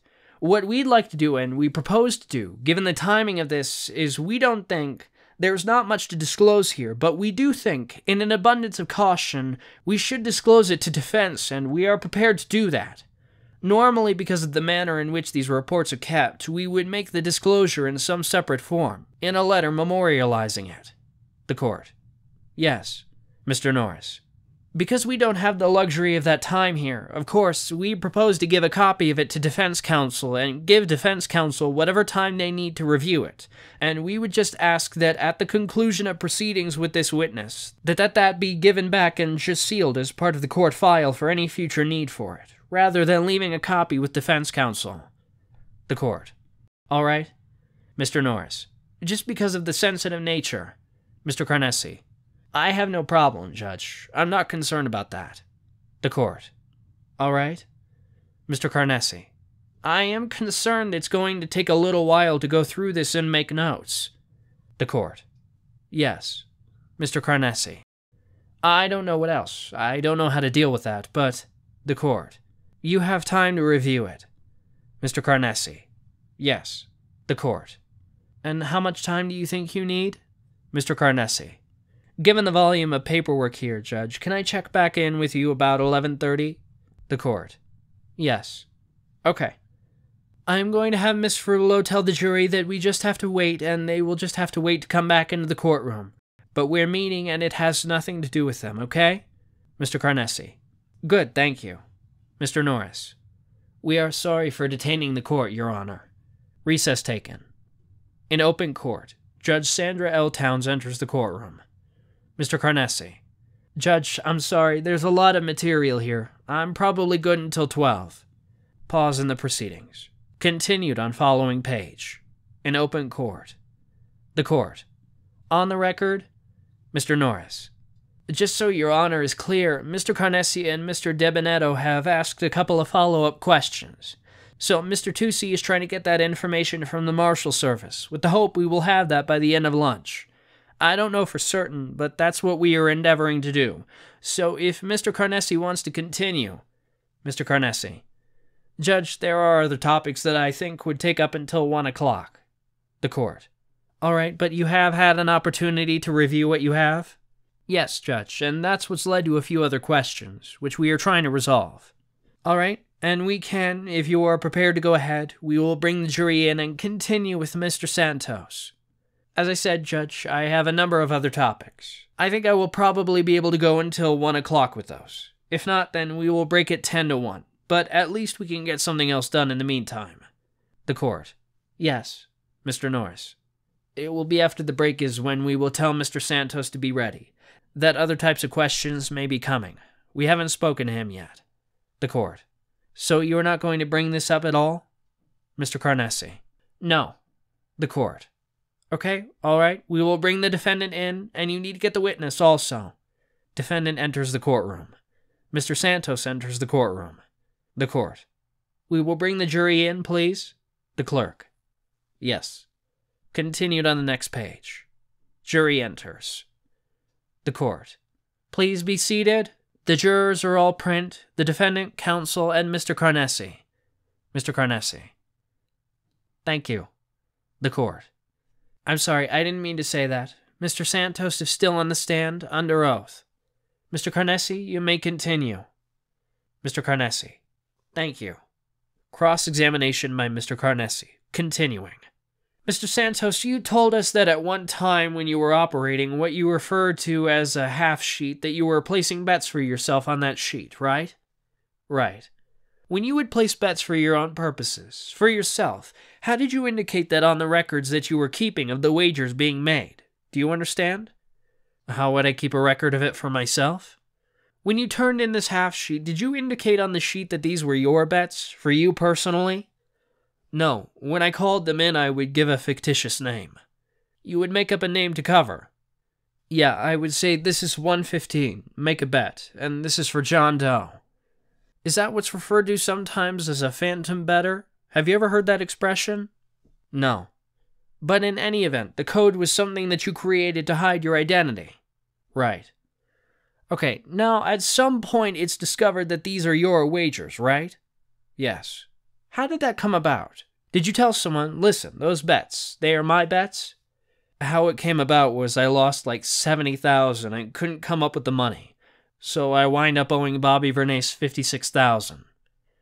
First off, let me back up for a second. When you say you lost $70,000, right, as far as anybody looking at those wagers or at that tally, they don't know it's you at that point, right? They know it's this fictitious code name that you were using, right? Well, there was a couple real players. Right. But those bets that you lost, right. At some point I imagined someone saying, okay, did you collect the money from whatever the code was that you would give it? Right. Okay, and at that point did you say, listen, I made it up. That's really me. I owe the money? Yeah, I mean right away I admitted it was me. Now you said you ended up owing about 70. No. I lost like 40,000 one week, 30,000 the next, or vice versa. And because of the other players, I forget how it worked out, but I only, alright, because I put in the bets through my half sheet, I only had to give the house 56,000. Okay, I'm sorry? Because the purpose of me doing that was if I lost, I wouldn't be responsible for all the money, because with a fictitious player, if he loses, Bobby gets half and I get the other half. So obviously I would just have to pay him his half, and I wouldn't get anything because I was the one who lost the money. Now, when you say Bobby, you were talking about Mr. Vernace, right? Correct. But isn't it a fact that it was Mr. Carrazzo who you owed the money to? Didn't you say that when you were being debriefed? Well, Bobby Vernace was in charge of running Carrazzo's sports business. Who did you owe the money to? I owed the money to Bosch, Bobby Vernace. Didn't you tell the agents or the FBI during any of the briefings that you began placing bets on your own half sheet and that eventually you owed about $56,000? Right. And that Mr. Carrazzo took away your half sheet? Right. Did you also tell them that in order to recoup some of the money that was lost, that Mr. Carrazzo arranged to do what you refer to as an insurance job on your car? Right, and he took my Rolex watch. He took your watch, too. Yeah. Mr. Carrazzo? No, he sent Louis Mastrangelo and John Citaro. To take the watch? Right, that I later saw Bobby Vernace wearing. You saw him wearing? Yeah. The Rolex watch? Yeah. And you identified it as your watch? Yeah, I knew it was my watch. Did you continue to place bets while you were in jail? At a later date. At that time, were you placing the bets? Not with Bobby Vernace. Totally separate. It was Alphonse Trucchio and Ronnie One-Arm's office. Now, they are father and son. Ronnie is the father? Right. Alphonse was the son? Right. Was that still Mr. Carrazzo's bookmaking operation, if you know?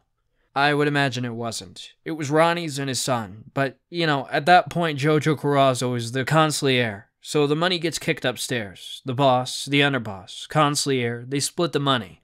I'm sure they were receiving tribute from that office. Did you ever see Ronnie Trucchio or Alphonse Trucchio give Joseph Carrazzo or anybody else money? No.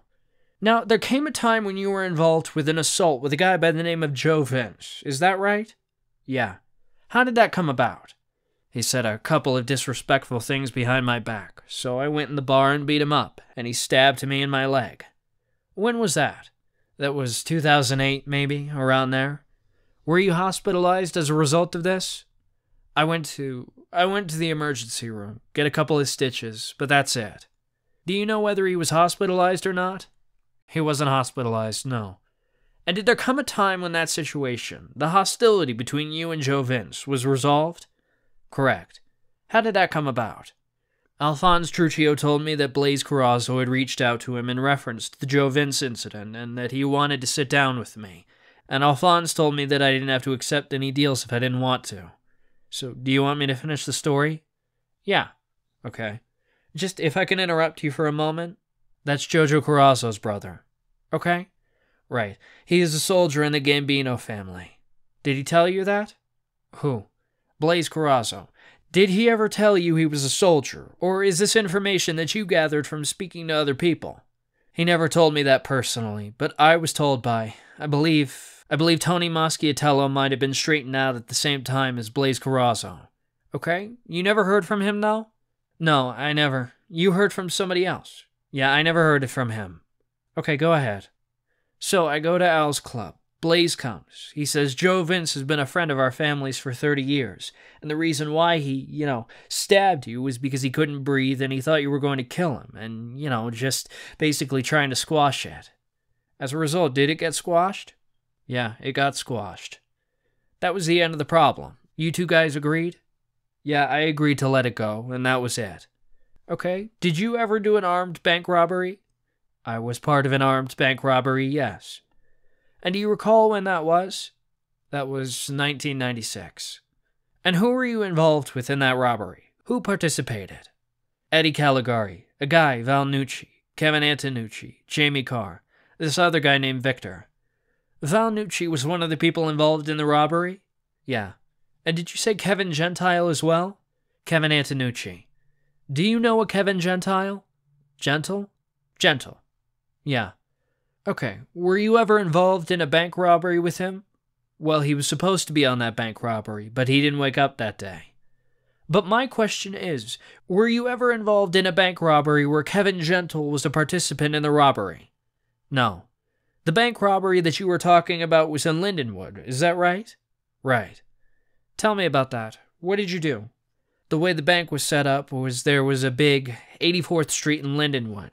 The bank was there, and then there was a big, long parking space area. Something like that. I sat here in a car with a walkie-talkie, and the other participants were parked by the entrance, where the people that worked there entered at a certain time, at 8:30 in the morning every day. And my job was to let them know when that door was opened. And I let them know, and they jumped out of the van and ran inside the bank and robbed it. Were they armed at that time? Yes. Were you armed? No. What did you steal from the bank? How much? I got about 65,000 on my end. So, that was just your end? That was just my end, yeah. Do you have any idea in total how much money was stolen from the bank? Well, I got about 5,000 extra from the new money that wasn't split up because it was like, in sequence serial numbers. And they didn't split that with everyone because they didn't want anybody going out and spending it in the wrong spot. It would get traced back. So I would say everybody made about 60,000 apiece. So what was there? 1, 2, 3, 4, 5, 6. 6 times 6. 360,000 maybe. Okay, and that's not counting the new money? Right. Okay, do you know how much that was? I don't remember the exact figure of the new money, but I got about 10,000 from it. And whose idea was it not to divide up the new money? Did I say I got 10,000 from it? I think you did. No, I got 5,000 from it. Whose idea was it that it was not safe to divide up the new money? That was Eddie Caligari and Jerry Bruno's idea. Okay, and what was done with the new money at that point? The new money was taken by Jerry Bruno, Eddie Caligari, Todd LaBarca, and Richie LaBarca, and they went to the track in specific places to try to spend the money and change it over. When Eddie Caligari came up with this idea not to distribute the so-called new money, were you concerned at all about what his real motives were? That's why when I found out that he was going to give, they took the new money and they were going to, figure something out with it. And everybody at first was under the impression they were going to get something from it. But when I found out that no one was going to get anything out of it, I approached him and told him that wasn't going to sit well with me. And that's why I got another 5,000. So when Caligari says I'm going to hold on to this money because it's not safe for me to give it to you guys, did you believe he was being honest? Or did you believe he was scamming you to cheat you out of that money? I believed, most likely it was scamming. That's why I stayed on top of it. In your experience in the streets, committing different crimes, associating with different people, was that unusual for you? For one guy to try and scam another fellow out of the money? Was that an unusual occurrence? Yes, absolutely not. It happened all the time, didn't it? All the time. One guy would lie to another guy to try to benefit himself, to cheat him out of other monies? Always. Did you ever do that? Yeah. Quite frequently, right? Quite frequently. Did you know a guy by the name of John Beretta? Beretta or Borelli? Again, maybe I can't read my handwriting, but it's John Beretta, an individual that got struck with a baton. You were talking about Joe Ferragamo? No, this is somebody that you beat up with a baton. Do you remember that? Oh, no. Joe Beretta, you mean? I had it as John. If it's Joe, okay. Yeah. Okay, what was that about? Joe Beretta had punched Chris Colin out of a nightclub the night before, or 2 nights before, and knocked him to the ground. And so Chris Colin asked me for my help in getting even with the guy, and I helped him. So we went to his office, and I hit the guy with the baton, and when you say baton, what was it? It was like one of those, it starts out about this big, and then you go like that, and it comes out to like 3 times the length, and it's like a hard metal. So Chris Colin had brought somebody else. Let me see if I remember his name. I don't remember his name right off the top of my head. But anyway, he brought someone else and went to Joe Beretta's office and proceeded to beat him up, and then Chris Colin stabbed him. Do you know an individual by the name of Indian Joe Barella? Yes. Did you ever assault him? I didn't assault him, but I was their part of. We went there to collect money, and we got into an argument with these guys, and Indian Joe got punched in the eye by Johnny Danka, and I shot his brother. No, not his brother. I forgot which Borelli that was. Oh, John Borelli. Did you know if you hit him or not? No, I missed. Now, you told us that you had committed this bank robbery with a guy by the name of Val Nucci, right? He was one of the guys. Had you committed any other crimes with him? No. How did you know him? I just met him that day, really. The day of the bank robbery? Yeah, he was friends with Eddie Caligari and Jerry Bruno. They are a few years younger than me. Did there come a time when Nucci went to jail? I believe so, yes. Did you ever participate in a burglary of Nucci's apartment or his girlfriend's apartment? Yes. And tell me about that. When did that happen? That was about 1990-ish, around that time. What did you do? Todd LaBarca said that, I forgot the girl's name, was holding Val Nucci's money in her house. So he asked me if I wanted to go with him to burglarize the house and steal the money. So at first me, him, and Cipolla went to do it, but we got postponed for whatever reason, and me, Todd LaBarca, and Robert Getcho wound up robbing the money. How much money? We got 17,000 apiece. Do you know what the total amount was? 10, 20, 30, 44, 51. Where did you find the money? I didn't go inside. They found the money in a closet. Do you know an individual by the name of Ronnie Gaialonzo? Yes. Who is that? He's a captain in the Bonanno family now. Did you know him in the late 1980s? Yes.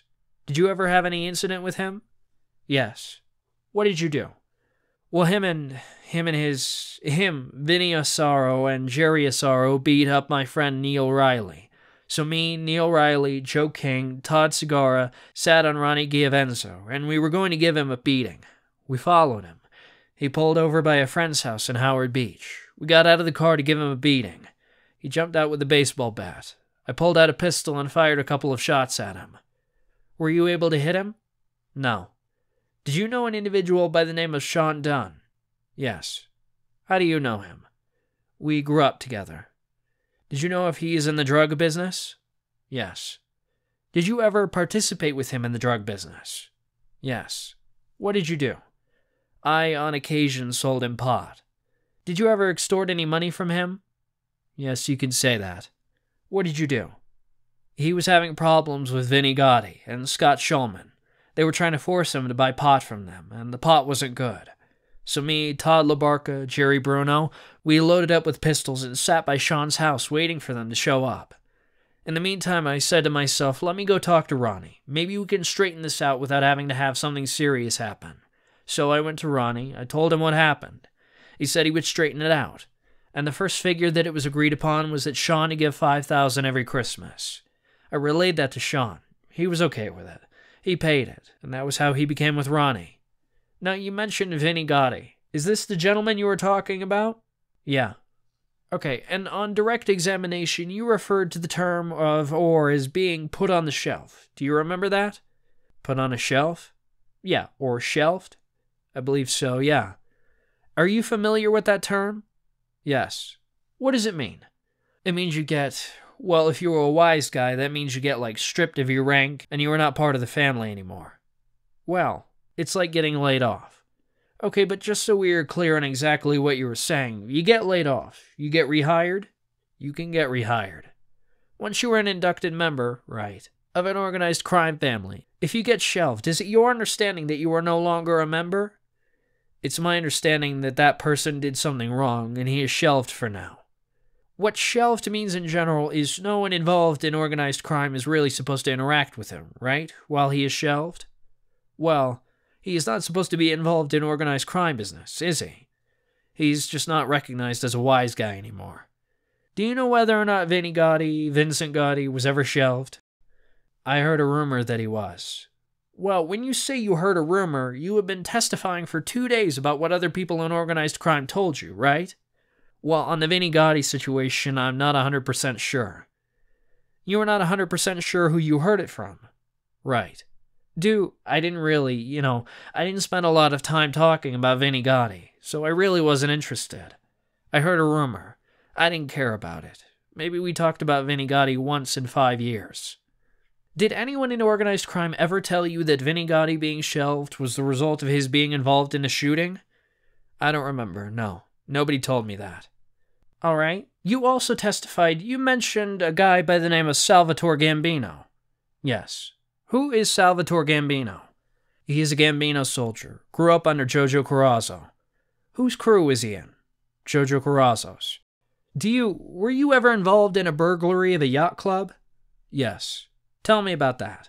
A guy by the name of Cliff, who was a member of the yacht club, and he came to me and told me that there was $15,000 in the safe and that he had the keys to the place because he was a member there, and he asked me if I could rob the $15,000.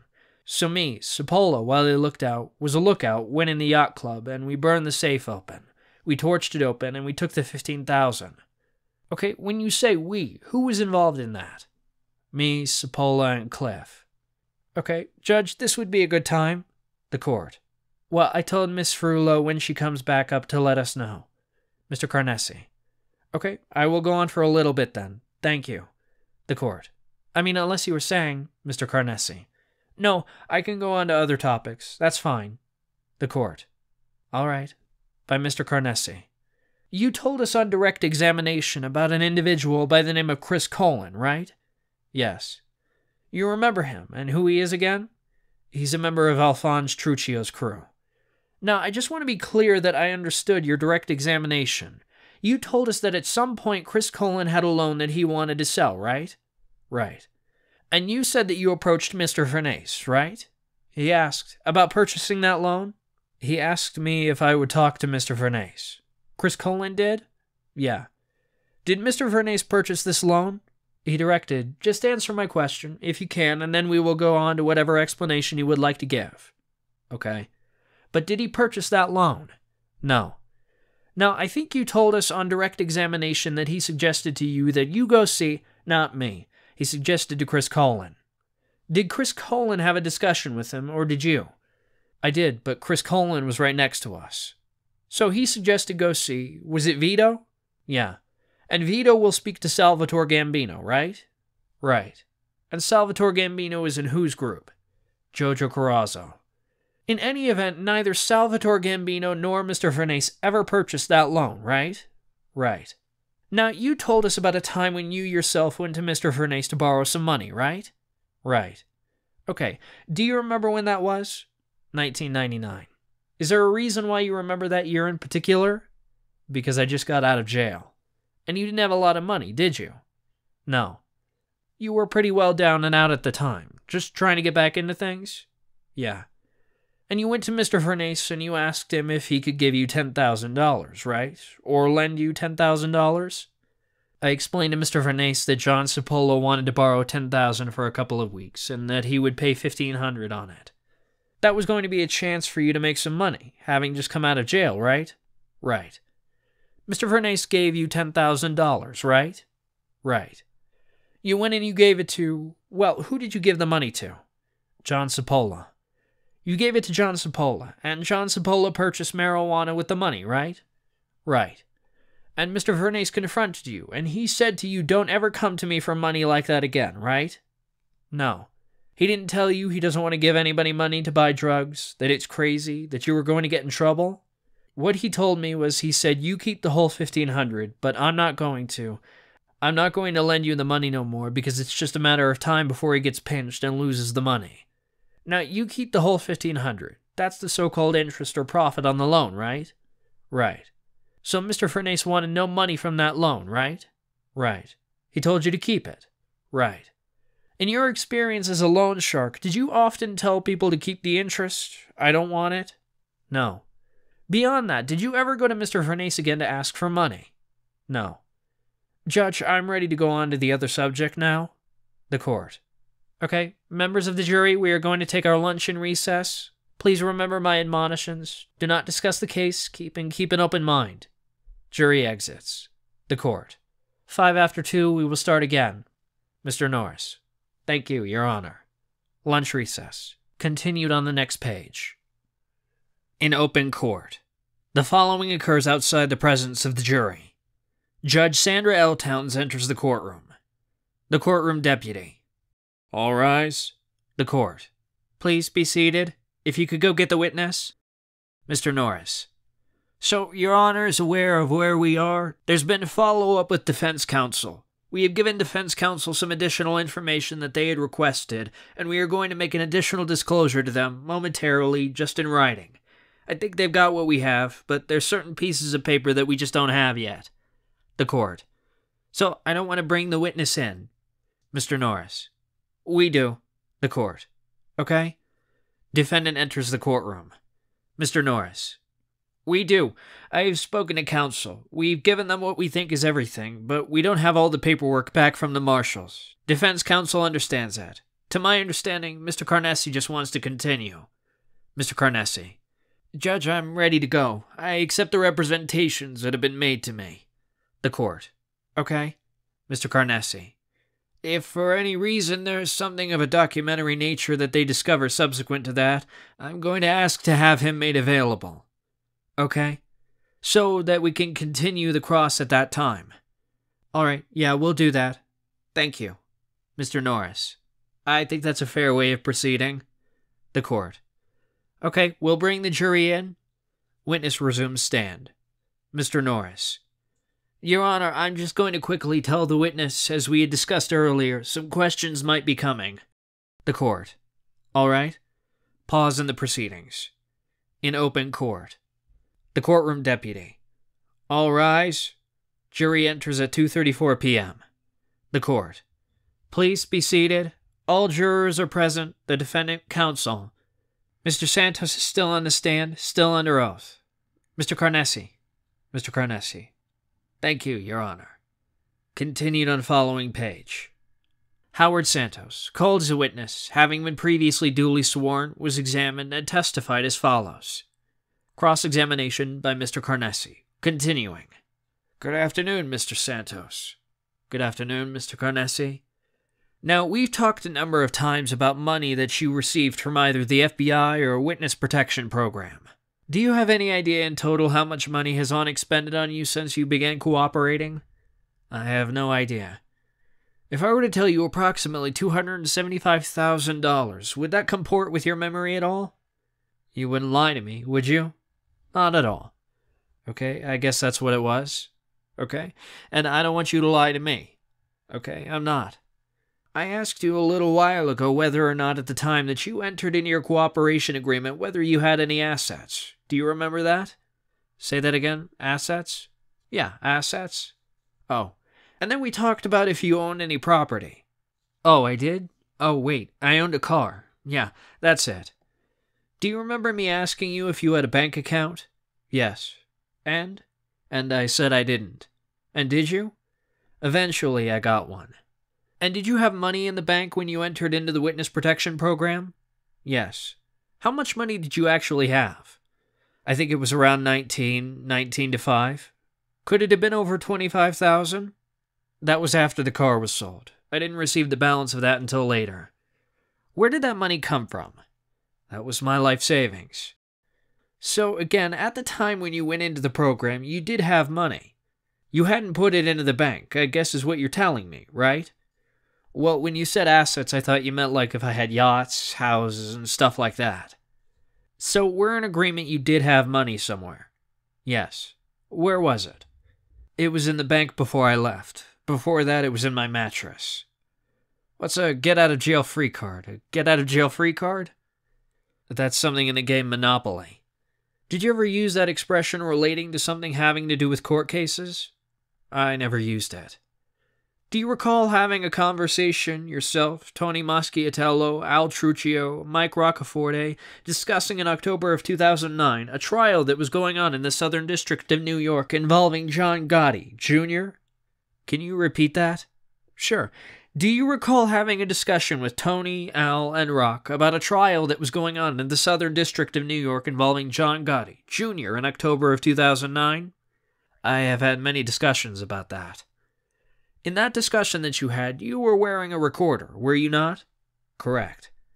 And you were discussing the fact that there had been a particular individual who was testifying at that time for the defense. Do you remember that? I remember there was a few, right? Individuals. Do you remember saying at that time, I tell you the truth? It kind of surprised the hell out of me. He got an effing get-out-of-jail-free card, and he's effing testifying for the defense. Do you remember making that comment? Not really, but I guess I did if it's there. What do you mean that the individual who you were discussing had been offered a get-out-of-jail-free card? What were you talking about? Getting out of jail for free? Yes. What did you mean by that? He's getting out of jail. How was he going to get out of jail? What was the get-out-of-jail-free card? Who was offering him a get-out-of-jail-free card? Or who did you think was offering him a get-out-of-jail-free card? The government. And you were commenting at the time that, gee, you were shocked. You were surprised that this guy would turn down a get-out-of-jail-free card and would testify for the defense, right? Right. That's what you were saying, yeah? Yeah. Didn't make sense to you. You'd take the get-out-of-jail-free card, right? Say that again? It didn't make any sense to you. You would have taken the get-out-of-jail-free card, right? Right. Okay, now what I would like to discuss with you at this time is your behavior, if you will, after you entered your cooperation agreement, all right? Okay, now initially, and again, I don't want to discuss where, but initially you were placed into the witness protection program at a specific location, right? Right. Okay? And you were told that the whole reason for the witness protection program is so that no one, other than those authorized by the program, would know your new identity and your location, right? Right. And there were all kinds of measures put in place so that your identity, your location, would remain a secret, right? Yes. You were also told that you couldn't disclose your identity, your new name, or your location, not even to members of the prosecution team or to FBI agents, right? It wasn't 100% clear to me that I couldn't discuss anything with my agent. I'm not talking about anything. We're talking about your new identity and your new location. Well, at first I didn't know that I wasn't able to discuss that with my agent. Well, when you were going to have conversations with either the agents or the prosecutor over the telephone, certain precautions were taken, right? Right. Okay? And those precautions were taken so that they wouldn't, the agents or the prosecutors, again, wouldn't be able to tell what your new location was, right? Like I told you the first time, I thought that only went for the general public, the people who might be looking for me. I didn't know that I know what you're getting at. I told the agent where I was, and after that they relocated me to another spot. So that was the mistake that I made. I told the one person in the world that I trust my life with from the beginning where I was, and that was a mistake. Okay? So they relocated me. And the person that you told inadvertently because you didn't understand that that was the regulation was an FBI agent, right? Correct. Was there also a prosecutor or two as well? I didn't speak to a prosecutor personally. Okay. Now, you told us just now that this was just an innocent mistake on your part. You didn't understand. Correct. Okay. But there came a time when somebody from the program confronted you and you discussed with them that this agent did know your new location, right? And your new name. Right. And you told them, right, yourself that he did, right? Right. And then they asked you, this other representative of the government asked you, well, how did he learn this? Did you tell him? And you denied it, right? Denied what? Denied that you were the one who told the agent your new name or identity. That's not true. No? Judge, I'm sorry, can we just have a moment? Yes. Pause in the proceedings. Okay, Mr. Santos, just so we're perfectly clear, it's your position that you never denied passing that information to Special Agent Robert Herbster, and that information is your new location or identity. Is that what you're telling me? I'm not denying saying that to him. No? Right. But you are denying that when you were initially confronted with having done that you told them no, you didn't do it? Absolutely not. Okay? You remember when it was that you told Agent Herbster where you were and exactly what you told him. And again, I'm not asking for your location, but did you give him a name and location? Did I give him a name and location? Yes. Yeah. Okay. As a result of that, you had to be moved, right? To a new location? Right. They give you a new name as well? Right. Okay. Now, when you went into the witness protection program, they gave you what's called a memorandum of understanding. Right. And told you the conditions of the program required that you follow certain rules and regulations, right? Right. Are you presently in the witness protection program? No. Why is that? Whose choice was that? That was my choice. Now, you would meet periodically with representatives from the program, would you not? Right. You would meet with them to get funding and to discuss other matters that may have come up. Right. How often would you meet with them, do you know? The majority of the time. In the beginning, I met with them often, and then after we got everything situated, we met about once a month. Now, do you remember from the Memorandum of Understanding and from discussions that you had with the individual supervising you, that one of the conditions was that you were supposed to go out and find employment? Correct. Okay. And do you remember from pretty early on in your dealing with them, being instructed on a number of occasions that you had to go and look for employment? Correct. Do you remember telling them for what? What benefit is that for me? Correct. You resisted getting any kind of gainful employment at that time, right? Right, because I was going to school. Okay. Well, the reason you gave them at that time was that you would seek out employment as soon as you obtained documentation. Is that what it was, or is it because you were going to school?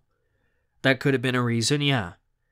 Okay. Do you remember raising your voice and getting hostile with the supervisor as he pressed you about your employment or getting employment? Yeah, I remember the supervisor breaking the rules. Well, we'll get to that, and you can explain to me how... Yeah, he broke the rules, not you. Did you tell him that you were too busy making phone calls related to your cooperation in order to seek out a job? Yeah, I was. I told him I was too busy with confidence calls and neutral sites and going to school. And did he tell you everybody in the program is in the same situation, but you're still required to go look for employment? What he was telling me was the total opposite of what the first marshal told me. And you challenged him on that, right? I didn't challenge him on it. Well, did you tell him? I yesed him, and until he became arrogant and began to yell at me and use words that he wasn't supposed to use. Did you ever remember telling him, no, I'm not going to put up with your attitude? I probably said that. Okay. Do you remember telling him, you just go and get my money? Do you remember telling him that? Yeah. Had you ever used those words before? Have you ever told anybody, you just go and get my money? Yeah. What are you saying? I extorted the marshal? What? What are you saying? I extorted the marshal? I'm saying you use the expression, sometimes we guerrilla people. Is that what you're going to give me an opportunity to explain? Absolutely. How that program works and how much of a gray area it is?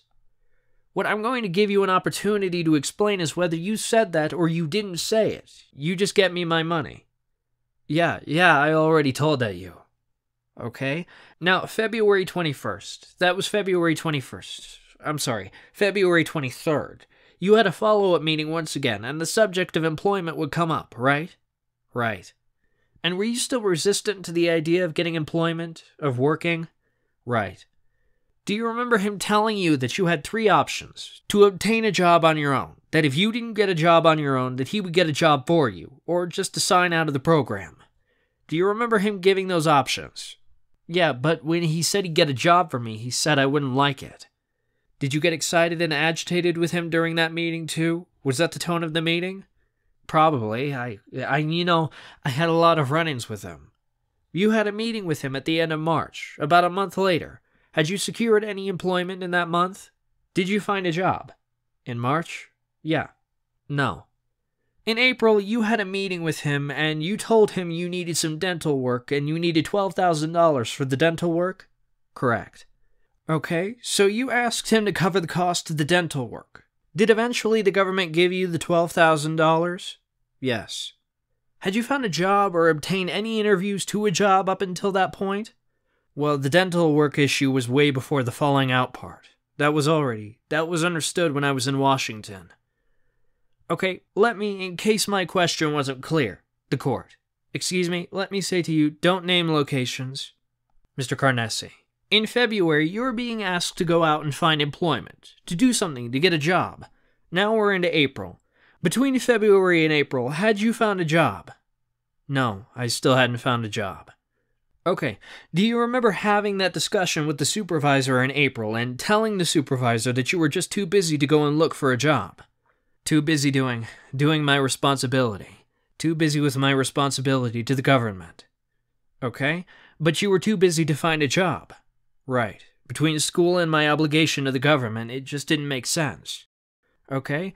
Once again, in April, did he tell you that if you were having trouble finding a job, that they would secure a job for you, that they'd find you a job? No, he didn't. Do you remember telling him that, or was it your belief at the time that the Marshal Service was supposed to be paying for all your needs, that you didn't need a job? Did you ever discuss that with him? Well, my belief was the reason why they are subsidizing you is because of your obligation with the government, because you cannot hold down a steady job, because when the government calls, you have to go. You might have to pack up and take a flight somewhere for a week. You might have to make conference calls during the day. It's impossible to hold down a steady job when you have these obligations on top of going to school. And yet they told you that that was a condition of your being in the program, right? That you were supposed to have a job, even if it was a part-time job, right? They did tell you that, right? Yes, he told me that. And you disagree, right? Okay, and in May, you still haven't gotten a job, and do you remember telling them at that time that you were too busy, you had a lot of things going on, that you had to think dually about the case? Do you remember saying that? Yeah, I remember saying that. Okay, do you remember complaining to him that before, in the other location, the people supervising you weren't pressuring you to get a job, and that they told you, the first people, the only thing you needed to worry about is assisting the government? Is that what you told them? Right. The people at your new location? Right. Okay. The gentleman who was supervising you at the time told you that just to get a job in any field doing anything and that you flat out refused to work. Did he ever tell you that? That you could get a job just doing anything, but you had to work? Yes. Okay, now at that time, when he was telling you that, you had $25,000 or more in the bank. Now, that would be May of 2011, right? Right. That's when you had the money, right? Did you ever tell them that your testimony, your work with the government, was too important? You didn't have time to get a job? How many times are you going to ask me the same question? Every time you say it, from month to month. Yeah. Okay, did you ever tell him that, the supervisor, you felt that he was being unfair to you? That he was pressuring you unfairly, creating special rules for you? Yeah. Did you ever tell him that you were unhappy with the fact that it was sometimes taking 2 months to get you your funding, your stipend from the government? Right, because I had money. I was able to lay out for certain expenses that I was supposed to get reimbursed for, or if I didn't have the money, I would have to go to him and get it from him. So I was basically doing him a favor. You felt you were doing him a favor. No, I was doing him a favor. Not that I felt. I was. You were doing him a favor. Correct. By laying out the money so that they could reimburse you. Right, so he didn't have to come meet me 2-3 times a week to give me the money for the necessities that I was entitled to in the program. Okay, did you ever tell him that you felt like you were under intense supervision and that you didn't deserve to be under such supervision? Right, remember, I'm a free man at that point. You're a free man, yeah, who pled guilty to an awful lot of crimes. Yeah, I'm a free man. I'm not on probation. He's not my probation officer. Did you tell him that what you were doing? I'm in this for me. I'm not here to jump through hoops for you or your supervisors. I'm here to better my future. Right, that guy didn't like the idea I was getting money from the government to help with my expenses until I fulfilled my duties. He was one of those type of guys. Did you tell him that you do have a job and that you're not refusing to work, and when he asked you what your job was, you told him you work for the government? Yeah. Is that what you were doing? You were working for the government at the time? That's what I said to him. Do you remember meeting with him again around May 23rd of 2011 on an occasion where they, meaning the supervisors who were arranging for your funding, told you they wanted to come to your apartment? Do you remember that? He told me he wanted to come to my apartment? Yes. I know the day you're talking about. Okay? Yeah. And you got very upset. You kind of exploded at them. Yeah, they have to give me 2 days' notice. You told them, you're not coming to my effing apartment. What's up? What's changed? What the F is going on? You have to give me notice that you're coming over. You're not effing coming to my apartment. Do you remember having that? Being upset that they wanted? You're only playing one side of that conversation. That's all I've got. You don't know how the guy was talking to me. You don't know how he treated me from day one. You don't know how he made wisecracks and made me feel beneath him and treated me like I was scum.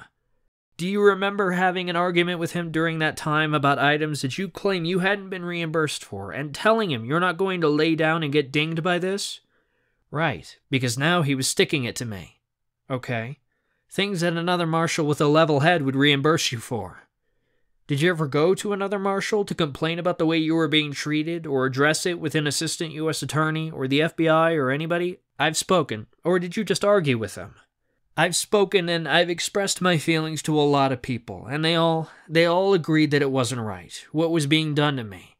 And they just said, just hang in there. Yeah, they didn't feel it was right the way he was treating me. Okay, do you remember telling him, your supervisor during that time, that you're not going to work at a gas station, pumping gas, or in any other field but the field that you want to work in? Did you have that discussion with him? Did he ever suggest to you that he had some kind of job for you at a gas station?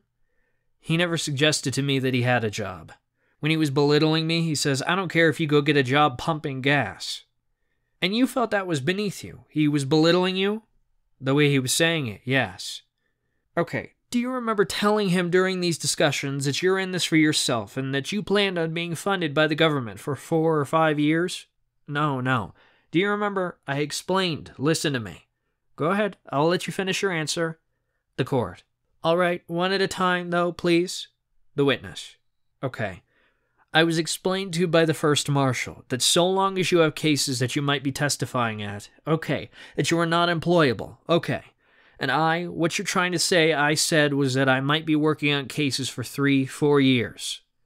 Okay, are you done? But I don't know. I don't know how long I'm going to be doing it. I'm just saying it could be that long. But the memorandum of understanding that you signed when you went into the program specified that you were going to have to find employment, right? At some point. Do you remember telling your supervisor that you were busy writing down the last 30 years of your life, trying to prepare for this case? Did you tell him that? That I was busy what? That you were busy writing down the last 30 years of your life, trying to prepare for your case. I didn't say writing down. You didn't say anything about writing down? No. Did you ever write anything down about your testimony? Me? No. And just for the record, I've been in school since day one. I'm in college now since day one. I went and got my GED, and I've been in college for full time. There's been no breaks. I've been in school the whole time. No breaks at all? Unless it was between semesters. Okay. Continued on following page. In open court. Cross-examination by Mr. Carnesi. Continuing. Did you ever tell the supervisors that you felt threatened during a discussion with them in the car? Yeah, he had another marshal hiding in the back seat. And you felt threatened by the presence of those two marshals? Yeah, because they had it in for me. They were trying to catch me. And furthermore, I never was kicked out of the program, so evidently I didn't break the rules. Did you complain to them about the way you were getting funded and reimbursed? Correct. Did you tell them that they should be paying for all the vehicle maintenance, the registration on the car and other items? That was the way it was with the other marshal, and they were just funding me for my rent and food. If my car breaks down, I don't have the money for that. How did you get the car? They give you a certain amount to buy a car. Okay, and did you buy a car with the amount of money they gave you? Yeah. You didn't add to it. Oh, yeah, I added $2,600 of my own money. You had special wire rims on the car. Tinted glass? Wire rims? No, that was back in the 80s, wire rims. What kind of rims did you pay for on this car? I brought Touring rims. Touring? Touring, that's the name, Touring. You paid for that separately over what the marshal gave you for the car? Yeah, I paid $700 for them. You paid to have the windows tinted too, right? Right. Okay, now you got $10,000 and change for dental work back in May or so, and in July, did you again request another $10,000 for dental work? Correct. Now, once again, as of July, you hadn't found any kind of employment, right? Right, I was in school. Okay, and the $10,000 for the dental work, did you eventually have the work done? Correct.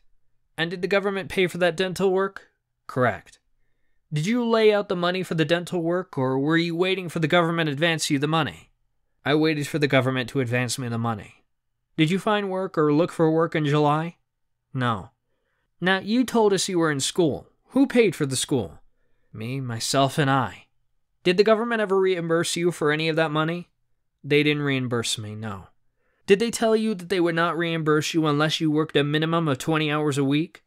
That was after they told me they would reimburse me for a year's worth of college, and then when things went south, then that was their new reasoning for it, that they weren't going to give me the money for school until I got a job, to stick it to me, knowing full well I'm going to school full-time and it's almost impossible to hold a job down.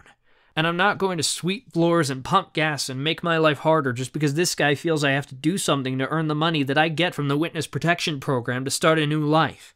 It's not his money. Why does he have to begrudge me? Did he tell you that he said this wasn't no gravy train?